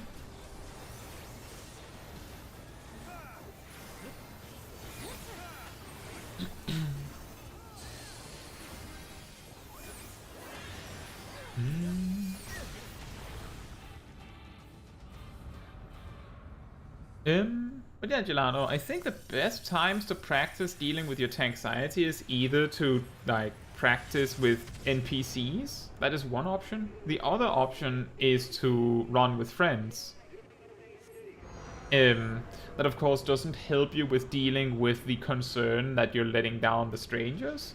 But if you get confident in your play, like in your play of a specific role or a job, then you will not fear or be anxious about the role, because you know that you know what you're doing. So you will not have that fear, I think. That's what I believe, at least. So getting, like, the experience will be super helpful for your tanxiety.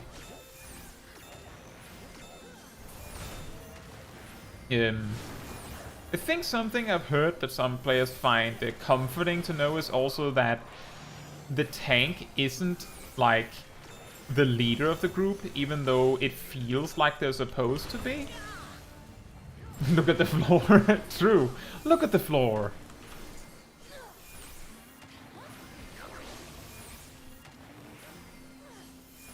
I remember the first time I did this raid with some friends. Like, I can still just I can just see that friend of mine just get knocked into the sky and dying because they got hit by a building. Like, just try and explain that to someone who doesn't play this game. Yeah, so my friend got killed by a mechanic where they got hit by a building. A building. Yes, a building. Ew.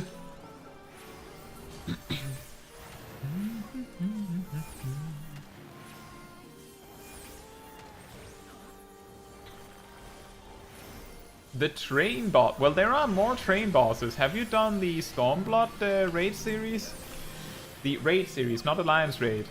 The like Omega and stuff like that. There's a train boss there as well.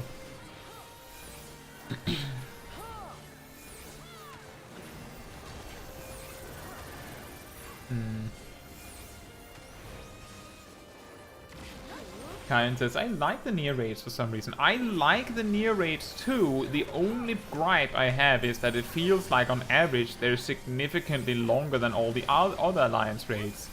Which is not good. It's not good because people, as I said earlier, will genuinely try to trick the system to avoid having to deal with the extra long encounters.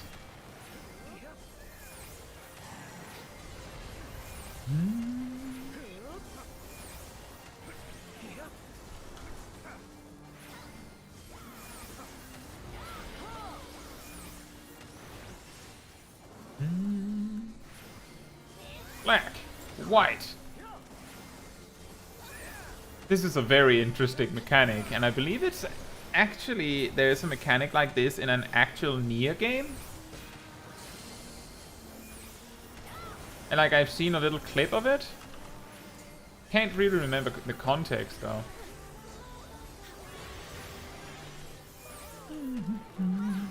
This one is also a hilarious mechanic to see a friend get stomped by in real time.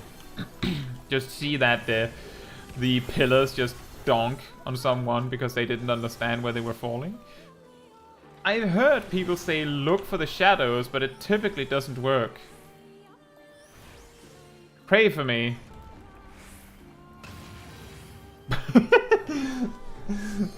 I could not see where they were supposed to land. Like, I couldn't see it because one of the pillars had no shadow at all.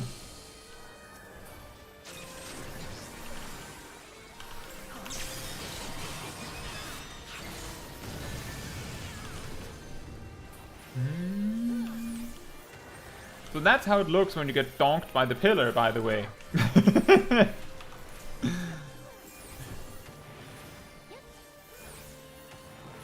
I totally did that on purpose. Ow. You're welcome, Gilano.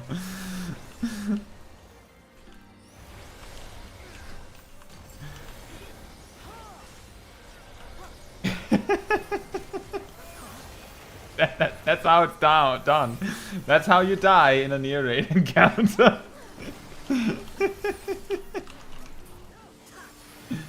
Mentor moment. Yeah, I'm totally teaching you how the mechanic works.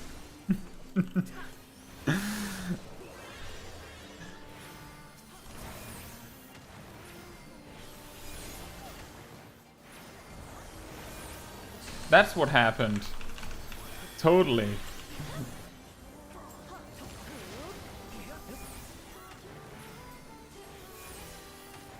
Now what you have to do is, if you want to see how good I actually am, is you have to catch me off stream and ask me to do some roulettes with you.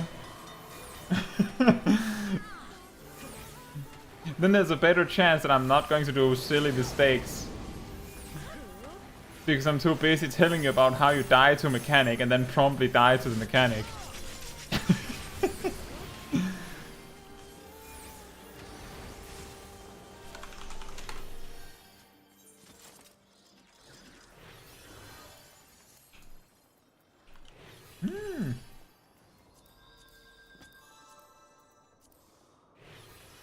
I have to teach my sprouts that one later. They totally won't hate me.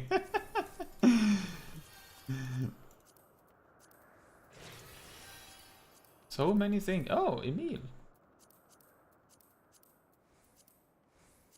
What? I don't have that? Better need Odin and then fail to win it with a 90.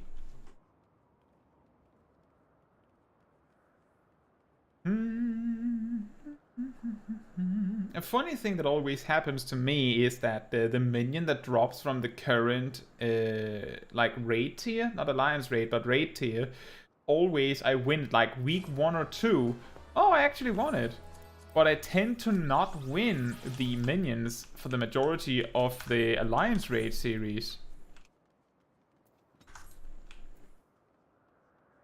Why did the paladin look like an Asian? I don't know, was it a Viera maybe?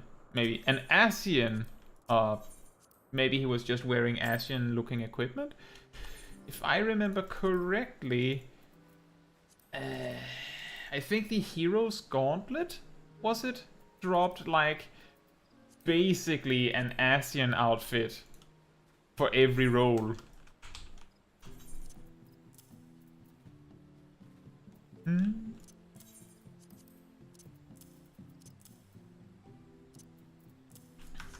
I think so. And maybe he was wearing that. Right. The grand finale with the leveling roulette. Oink. I almost forgot. That's the last thing we're doing.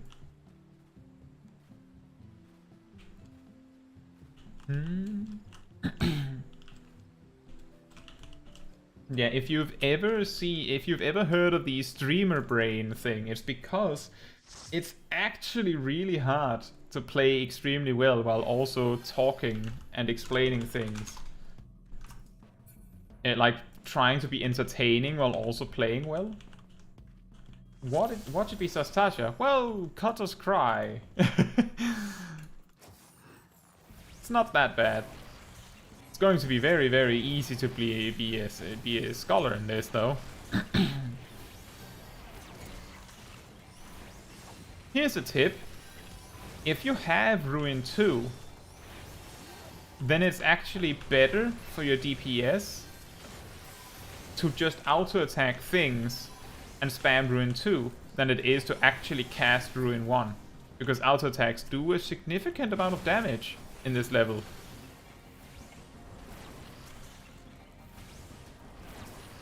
Minato says, is the stream over after this? Yeah, these streams, the tradition is that we do basically all of the day, like weekly roulettes that, or well, daily roulettes that I would do. And then also Euphrosyne. And then throughout we talk about a bunch of stuff. Often we have like a little job discussion about this or that.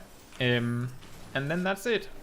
Also, partly because many of the people that typically watch have to go to bed like around now or in 30 minutes or so.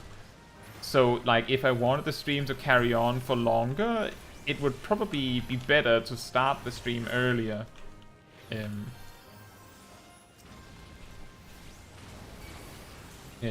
But I'm glad to hear that you enjoy the stream.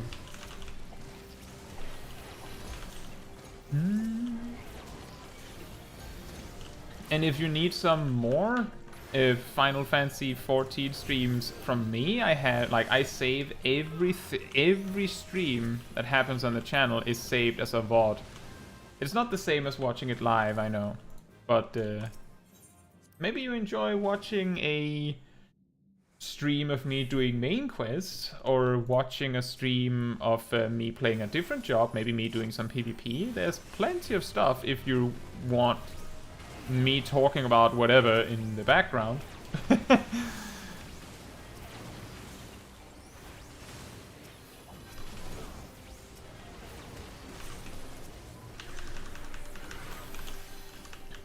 Oh, the tank suddenly took a lot of damage.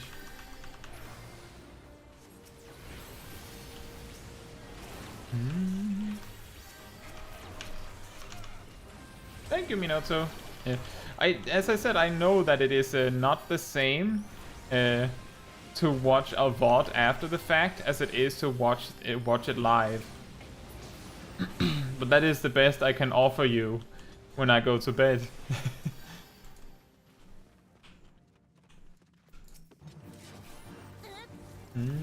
And Ymir says, yesterday I had a Cutter's Cry on Dark Knight and it was wild. Dark Knight is actually incredibly strong in this level range, just in general. They have some of the best healing amongst all of the tanks. Oh, I didn't want to cast anything anyway. Everyone except me and a DPS wiped on the final boss because they didn't dodge the AoEs. Ooh, I have a feeling that a Dark Knight would be able to solo it if you just bring some potions.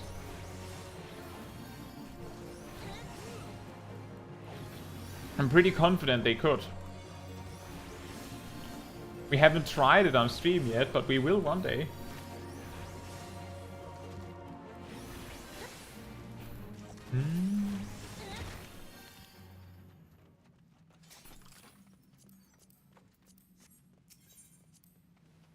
Wait, was that a caster hat and a caster head and chest?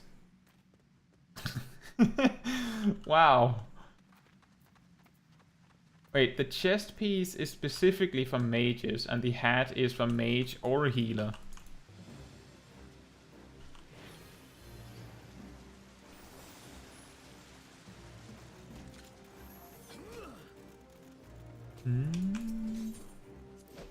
You know, this is, I'm trying to improve as a player and a mentor in 14. There are sprouts that rely on me, so I want to do my best for them. So thank you so much for answering all my silly questions, guy. You're so nice. Thank you so much. And I love to answer silly questions and figure out fun facts. I believe on the previous stream where we did some, well, the previous Tuesday stream where we soloed some content, randomly we came upon the subject of diminishing returns, and that was... We discovered that diminishing returns ends exactly 1 minute after the final successful application of the effect. And we found that out by testing in real time. And what that means is, if you don't know what diminishing returns is, that is, if you apply something like a stun, this is most common with like white mages, then the first stun will have full duration, the second stun will have half duration, and the third stun will have a quarter duration, and every attempt to stun after that will simply fail outright. That's diminishing returns. But when do diminishing returns reset? Exactly 1 minute after the final successful application. So that means if the white mage spams wholly constantly, the 1 minute timer starts after the 1 second stun is applied, like the quarter of the duration stun begins. So that means that you will have 59 seconds of no stun.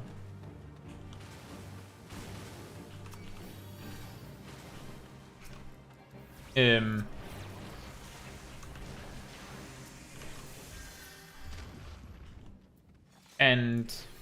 that like the particularly most helpful part of it is like if you use a sleep effect on an enemy, it will last 30 seconds.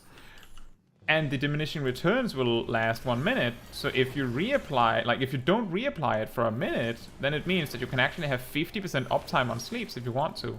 That's completely pointless in normal content, but if you're trying to solo something, it could be handy. You know, it says, I'm super new to mentoring in 14. Just got it a while ago because my friends said I'd be good at it. And I'm trying my best to be a good one, like you and Where's Galba? Oh yeah, Where's Galba? He also makes a lot of job guides, I know. I believe he's more well known for it than I am, because he's been doing it for longer than I have.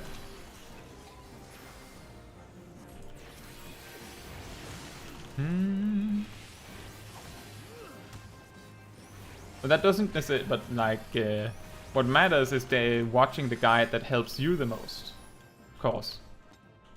Yeah. Good luck. With your journey to becoming a great mentor. It's interesting because the mentor status has gotten quite a bad rap because a lot of players picked up the mentor status because it puts a crown next to their name. And they think that's cool. So a lot of people would get the mentor status because they saw it as like, how should I say it? As like an account achievement, not because they actually wanted to mentor anyone. It was further compounded by the fact that the mentor roulette, doing enough mentor roulettes will eventually award you a mount. So you have like a motivation to do mentor roulettes for a mount reward that you can't get without being a mentor. So some players will get the mentor status specifically to do mentor roulettes, and they will do mentor roulettes specifically. Oh, and someone's watching cutscene. Specifically just for the mount. Don't care about actually teaching anyone. So that's why there's a lot of bad mentors around, because there's a lot that are just there for the rewards. And that of course means that a lot of mentors get a bad rap, regardless of whether they're good or not.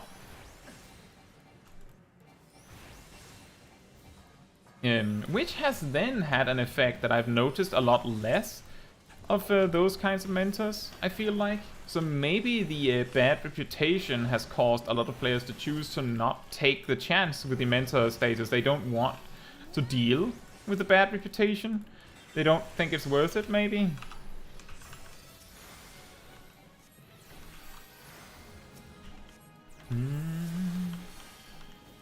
Use both of you. You offer very nice perspectives on the job, and I feel like they complement each other. Oh, okay.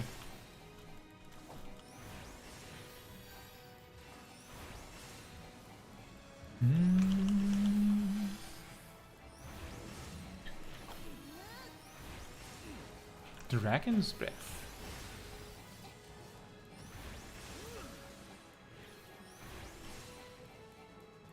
Wait, wasn't it targeting me?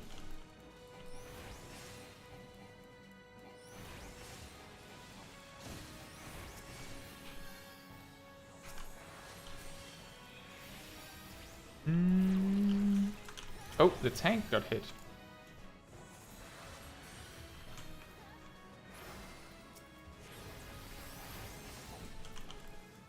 And then Dragon's Voice. Oh. Are people watching?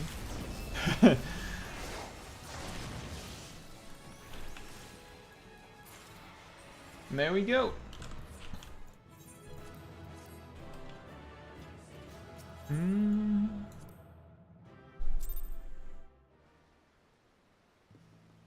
But yeah, on the note of these streams, I've talked about this very briefly, but part of the reason why I make these like one job only streams is because, and as you may notice, I typically only do them with jobs that I have either a guide for already, or the guide is coming out in the same week.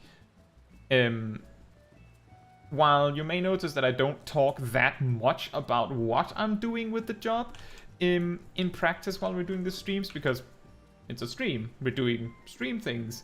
But having a stream of like watching someone play the job and see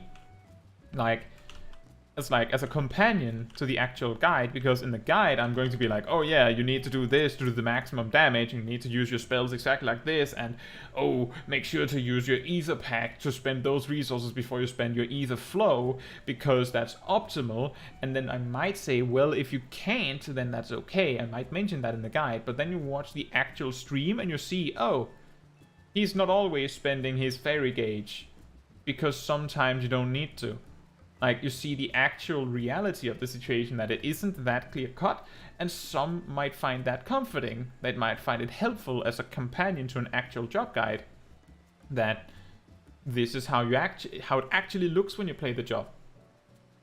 And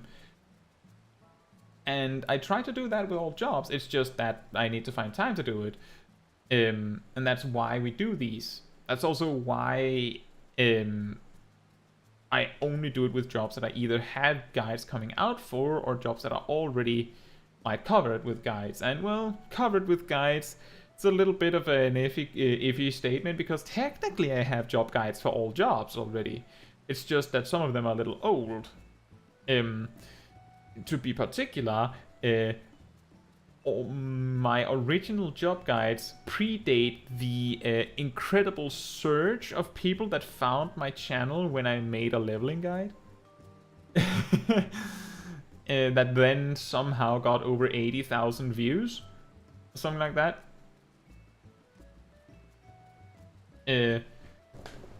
So a lot of players don't even realize that I made, like at that time, didn't even realize that I had job guides. Also because they looked very different from that video, because I then learned how to make thumbnails differently. So we do it again. Make all the guides again. But but slightly in a slightly different format, and with extra details added, and better editing, and better voiceover, and all that different music. And that's why. So that also means that when we're done with covering all of the jobs, we might do something different instead, like just general daily streams. So maybe we do something third. I don't know. We'll find out when you get to that. There are still plenty of jobs to cover.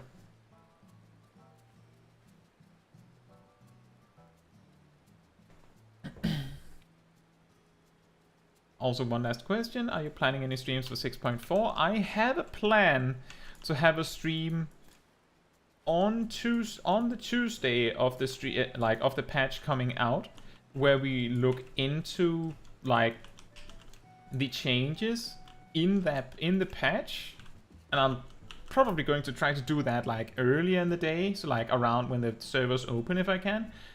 And then a bit later probably I will have a stream where I do the new main quest stuff, because I always do that. And then we will probably also, depending on how much time there is, I will probably also stream my first experience with the new raid. So that Tuesday is going to be packed. And just for your convenience, Minato, I stream basically every Tuesday around this time, like around 3.5 hours ago to now or so.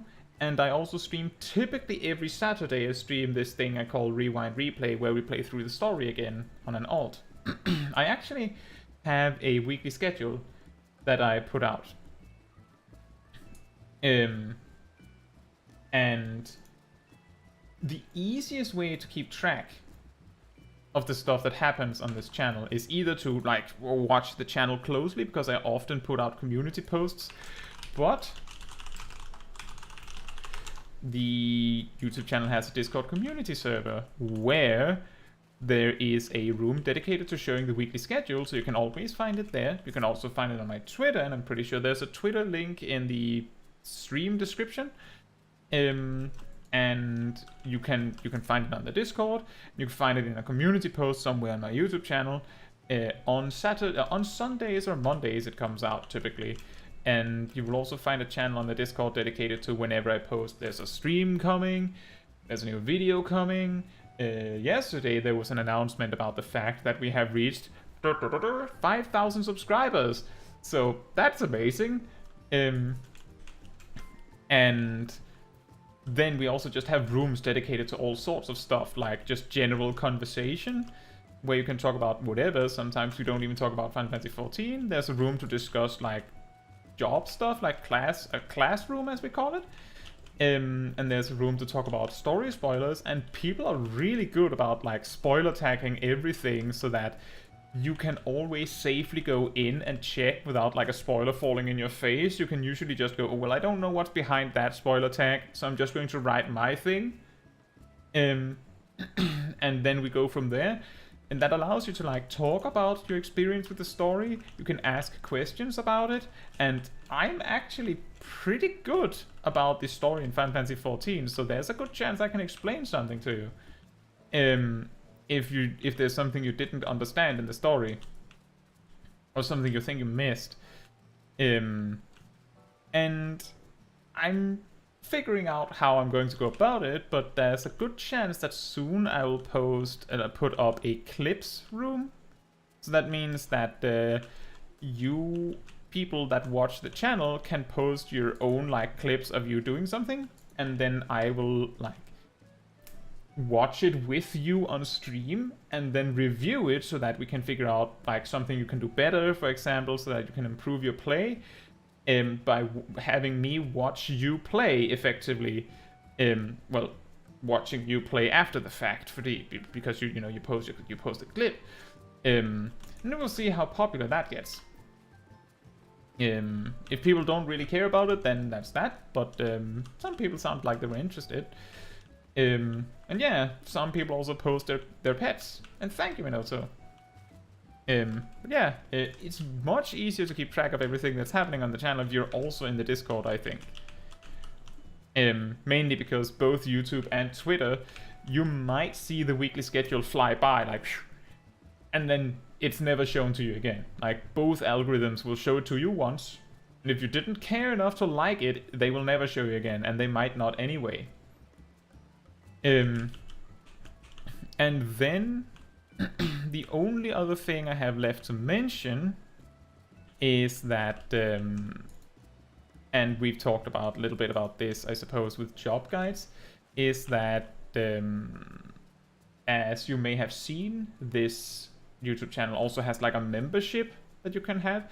That is mainly a way for, if you want to support the channel, you can do that without like just sending me money for nothing with like a super chat.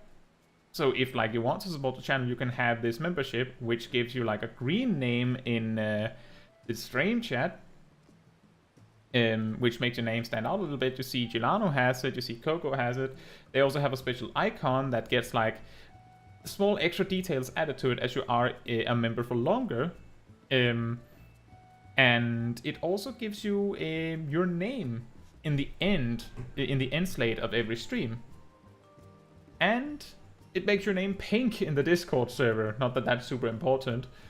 And it gives you the opportunity to participate in some of the polls when I ask the community about what they want to see later. In particular, I ask the members what job they want to see a job guide for next. And speaking of emotes, the reason why I'm not putting very much weight on that is because I'm planning to do something about that, add some more, maybe change some of the existing ones. And yeah, if you want to know the full backstory of the Whoopsie, there was this PvP frontline stream where we only played Samurai. That is the origin story of the Whoopsie. And if you want the short version,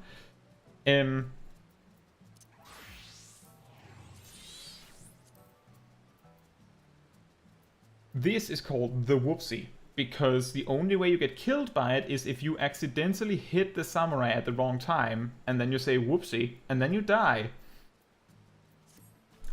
Also, good night, Ymir. Thank you for watching and hanging out. But yeah, you get some emotes, you get your name in the end of every video, you get to vote on what's like job guide you will see next, want to see next, and when that's over, I'll probably ask to vote on something else. So get more of a say in what's happening on the channel. Anyway, that is more like a little, if you're interested, that's what you get out of it. But that's everything I have. If you really enjoyed this stream and thought it was really awesome, make sure to like the video, like the VOD, so that the YouTube algorithm knows that it was really awesome. Because otherwise they can't possibly know. They will just think that you watched it and it was kinda whatever, kinda mid, as the young people say these days. And it was better than not watching anything. But yeah. Thank you in advance. And I'm glad you all had fun hanging out with me on the stream tonight. I don't have anything else. So the only thing I have left to say is look out for these scholar guides coming in the next few days. And good night, or good morning or afternoon, depending on where you are in the world. And I'll see you guys very soon. Good night. Good night.